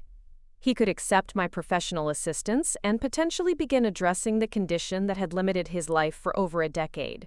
Or he could reject my help and experience his worst fears without any psychological support or coping strategies. Derek looked between Tyler and me with growing understanding of the psychological dynamics at play. "Tyler," Derek said with surprising insight, "you've been avoiding this problem for years. Maybe it's time to actually deal with it, instead of just running away from every situation that makes you uncomfortable." Tyler's fraternity brothers were beginning to understand that his claustrophobia wasn't just a minor preference for open spaces, but a serious psychological condition that required professional intervention. Their recognition of the severity of his symptoms was creating social pressure for Tyler to accept the help he needed, rather than continue with ineffective avoidance strategies. The dinner reception includes over 200 guests in a basement banquet hall with limited exits and no natural lighting, I continued with systematic clinical description. The psychological pressure will intensify throughout the evening as alcohol consumption increases social density and reduces available personal space. Tyler's panic response was escalating dramatically as I described the environmental factors that would trigger his claustrophobic symptoms, but my clinical descriptions were also providing him with the kind of detailed preparation that made exposure therapy effective rather than traumatic. However, I continued with professional authority, anxiety symptoms are manageable when proper techniques are applied. Controlled breathing, progressive muscle relaxation, and cognitive restructuring can maintain psychological stability even in challenging environments. Dr. Kim stepped forward with mentorial support that reinforced my professional credibility, while providing Tyler with additional reassurance about the legitimacy of the treatment I was offering. Dr. Chen's exposure therapy protocols have achieved remarkable success rates, Dr. Kim said with academic authority. Her personalized treatment approaches have helped hundreds of clients overcome specific phobias that had been limiting their lives for years. The formal endorsement from one of the most respected psychology professors in the Pacific Northwest was exactly what Tyler needed to hear, to understand that accepting my professional assistance wasn't submission to revenge, but access to world-class psychological treatment that could transform his quality of life. "I'm scared," Tyler admitted, with the kind of vulnerability he had never shown during our 3-year relationship. "I've been scared of enclosed spaces since I was a kid, and it's gotten worse over the years instead of better." His admission was both therapeutically significant and personally devastating. Tyler was finally acknowledging the severity of his condition and his need for professional help, but his honesty also revealed how much unnecessary suffering he had endured by rejecting the exact kind of assistance I could have provided years earlier. Fear is a normal response to phobic triggers, I said with genuine professional compassion, but fear is also temporary and treatable when appropriate interventions are applied. The goal isn't to eliminate your capacity for anxiety, but to teach your nervous system that confined spaces aren't actually dangerous. Connor moved closer to Tyler with obvious emotional support, clearly recognizing that his friend was experiencing a psychological breakthrough that could change his life if he was willing to accept professional assistance. "Tyler," Connor said with sincere encouragement, "Emma is offering to help you with something that's been a problem for years. Maybe you should trust her expertise." Tyler looked around at the faces surrounding him, all of whom were encouraging him to accept professional treatment from someone whose qualifications he had spent 3 years denying and dismissing. The social pressure was reinforcing the therapeutic intervention in ways that made resistance psychologically untenable. "If I do this," Tyler said with trembling uncertainty, "if I accept your help, does that mean you'll forgive me for not understanding your professional credentials?" The question revealed Tyler's fundamental misunderstanding of both our relationship dynamics and the therapeutic process itself. He was framing professional psychological treatment as a personal favor that might restore our romantic relationship, rather than recognizing it as evidence-based intervention for a legitimate medical condition. "This isn't about forgiveness," I replied with clinical clarity. "This is about providing you with access to evidence-based treatment for a condition that has been limiting your life for over a decade. The therapeutic relationship is separate from any personal considerations between us." Dr. Kim nodded with professional approval of my boundary setting, clearly recognizing that I was maintaining appropriate therapeutic frameworks while providing Tyler with the psychological support he needed to begin addressing his claustrophobia. Exposure therapy is most effective when the client understands that treatment is for their own benefit rather than to satisfy external expectations, Dr. Kim explained to Tyler with educational authority. "Dr. Chen is offering professional assistance because it's appropriate clinical intervention, not because of your personal relationship." Tyler's breathing began to slow slightly as he processed the information that psychological treatment was available to him based on his clinical needs, rather than as a condition for romantic reconciliation. The therapeutic framing was reducing his resistance while maintaining his autonomy to choose whether to accept professional assistance. "The elevator will take approximately 90 seconds to reach the basement level," I said with systematic preparation designed to reduce anticipatory anxiety. "During the descent, you'll practice controlled breathing techniques while I provide real-time psychological support. The goal is to remain in the elevator until your anxiety naturally begins to subside." Tyler stared at the elevator with the kind of existential terror typically reserved for life-threatening situations. But his expression also showed dawning recognition that he was being offered exactly the kind of professional help he had needed for years but had been too proud to seek. "Will you stay with me during the exposure?" Tyler asked with desperate hope. "Will you provide psychological support if I start to panic?" His request was both therapeutically appropriate and personally ironic. Tyler was asking the woman whose expertise he had systematically dismissed to provide him with the professional support and clinical intervention that could eliminate the condition that had been controlling his life since college. "I'll provide complete professional support throughout the exposure therapy session," I confirmed with clinical authority. "Anxiety symptoms will peak within the first few minutes, and then naturally subside, as your nervous system learns that the enclosed environment is actually safe." Connor and Derek exchanged glances of obvious relief as they recognized that Tyler was finally accepting the professional help he needed to address the psychological condition that had affected his life for so many years. Their support reinforced the therapeutic intervention while providing Tyler with social encouragement to continue with treatment. "Okay," Tyler said with the kind of determined vulnerability that characterized successful therapeutic breakthroughs. "I'll try the elevator, but I need you to stay with me and help me manage the anxiety." His acceptance of my professional assistance was both a personal victory and a clinical success. Tyler was choosing to trust the expertise he had spent 3 years denying, while simultaneously acknowledging that his avoidance strategies had been ineffective, and that he needed evidence-based treatment to address his condition. The elevator doors opened again, and I stepped inside with professional confidence, designed to model appropriate responses to the confined environment. "Tyler," I said with encouraging authority, "step into the elevator and position yourself near the control panel, where you can maintain visual contact with the exit options. Tyler approached the elevator with obvious terror, but also with the kind of determination that came from finally accepting that avoidance strategies were not solving his psychological problems. He stepped inside the enclosed space, with visible trembling, but without the complete panic response that had characterized his earlier reactions. "Excellent," I said with professional reinforcement.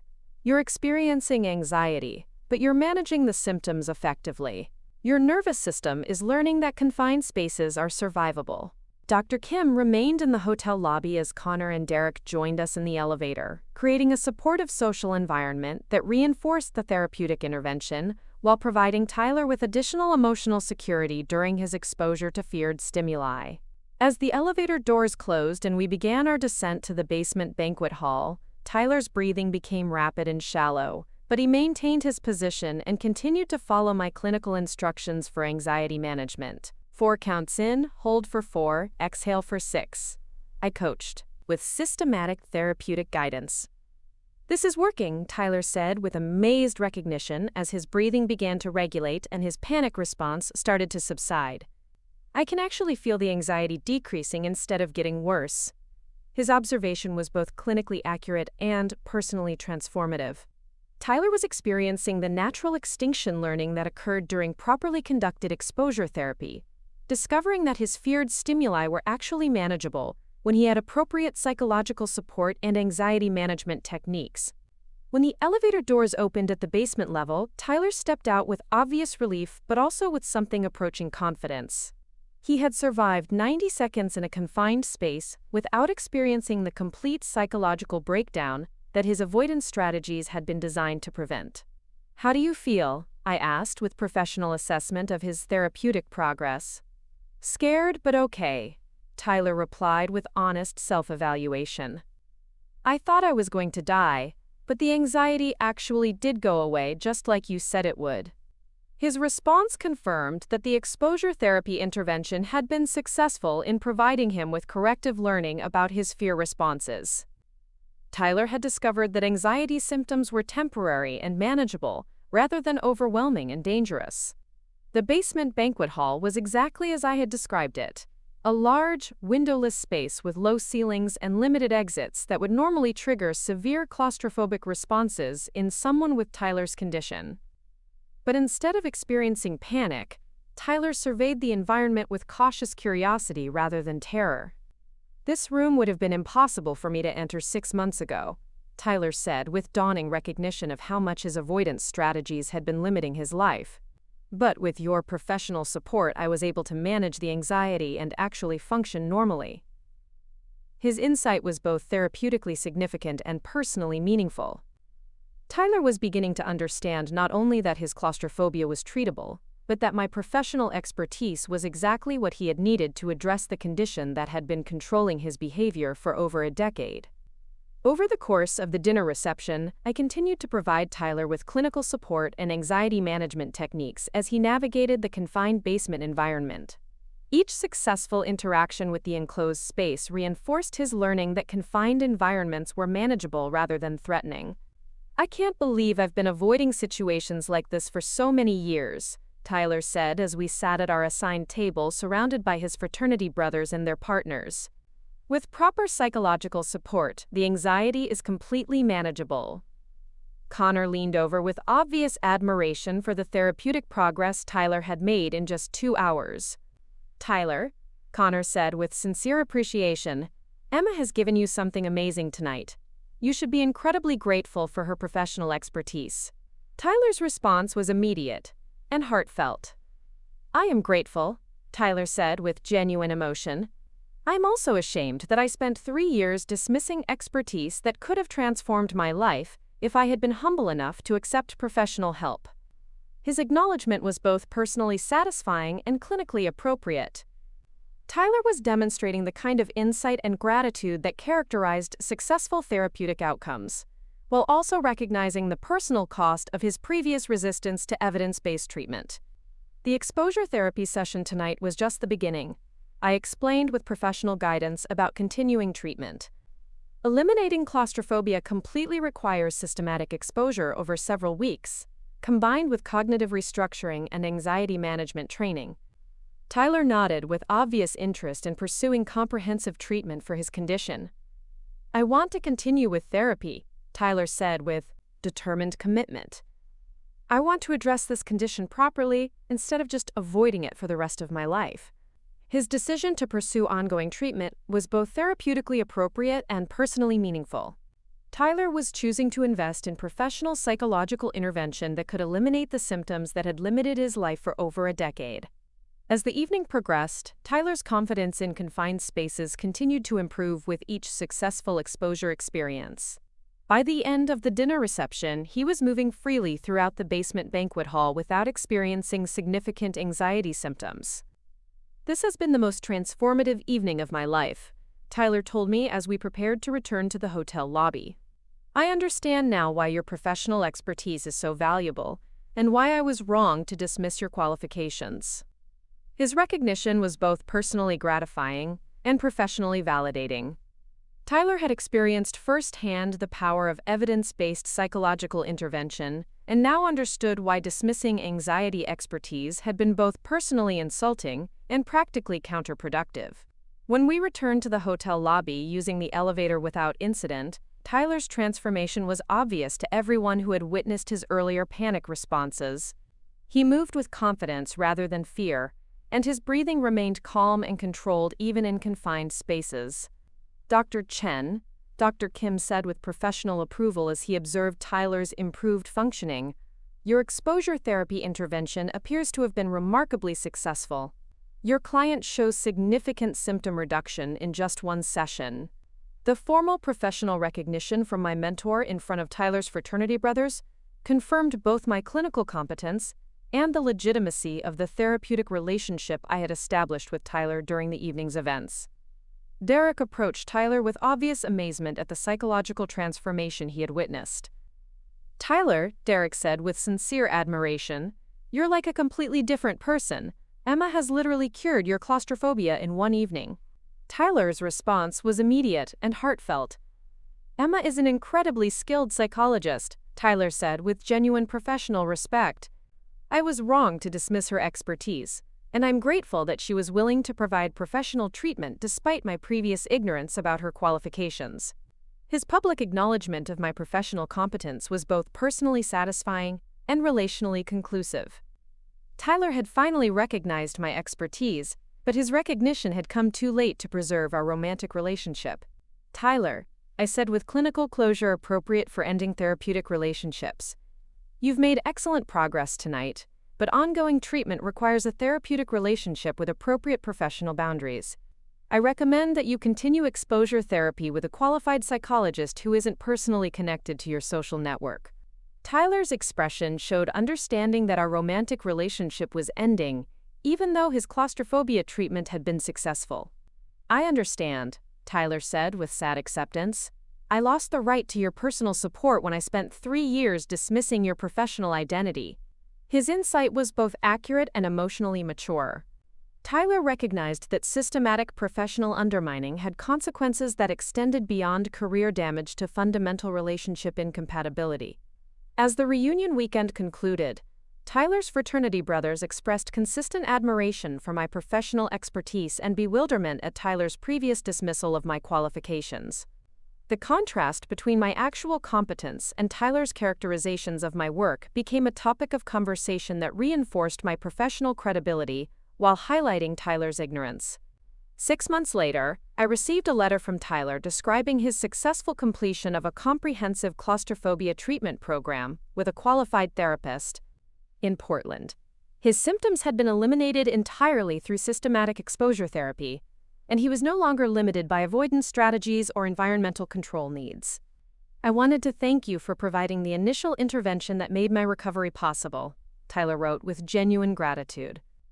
"I also wanted to apologize for systematically undermining your professional expertise for 3 years. I understand now that dismissing qualified mental health professionals is both personally destructive and socially harmful." His letter confirmed that the exposure therapy intervention I had provided during the reunion weekend had been not only clinically successful, but personally transformative.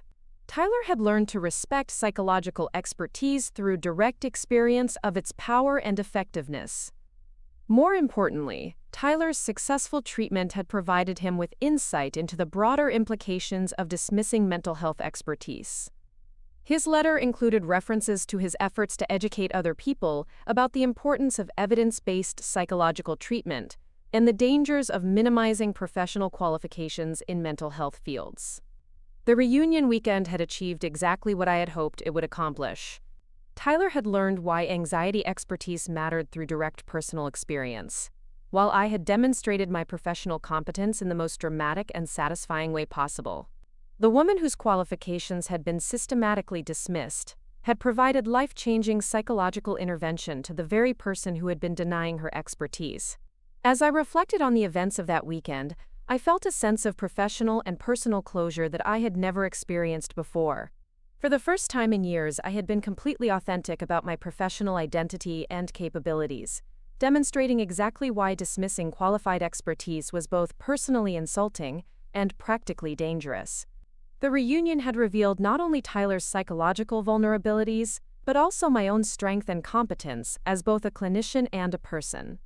I had transformed a situation where I was being diminished into an opportunity to showcase exactly why my expertise was valuable, and exactly how dangerous it could be to underestimate people whose qualifications you didn't understand.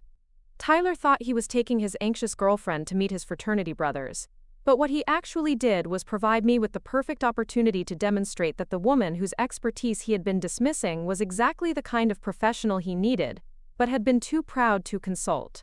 The reunion became a masterclass in applied psychology that neither Tyler nor his fraternity brothers would ever forget. The experience taught me that authentic professional identity couldn't be sustained in relationships that required systematic diminishment of expertise and accomplishments. More importantly, it demonstrated that having the courage to reveal your true capabilities, even in dramatic and uncomfortable circumstances, was essential for personal integrity and professional growth.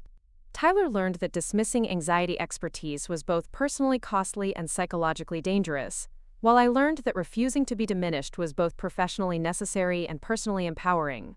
The reunion weekend changed both of our lives, though only one of us had anticipated the transformation that was coming. Up next, you've got 2 more standout stories right on your screen. If this one hit the mark, you won't want to pass these up. Just click and check them out.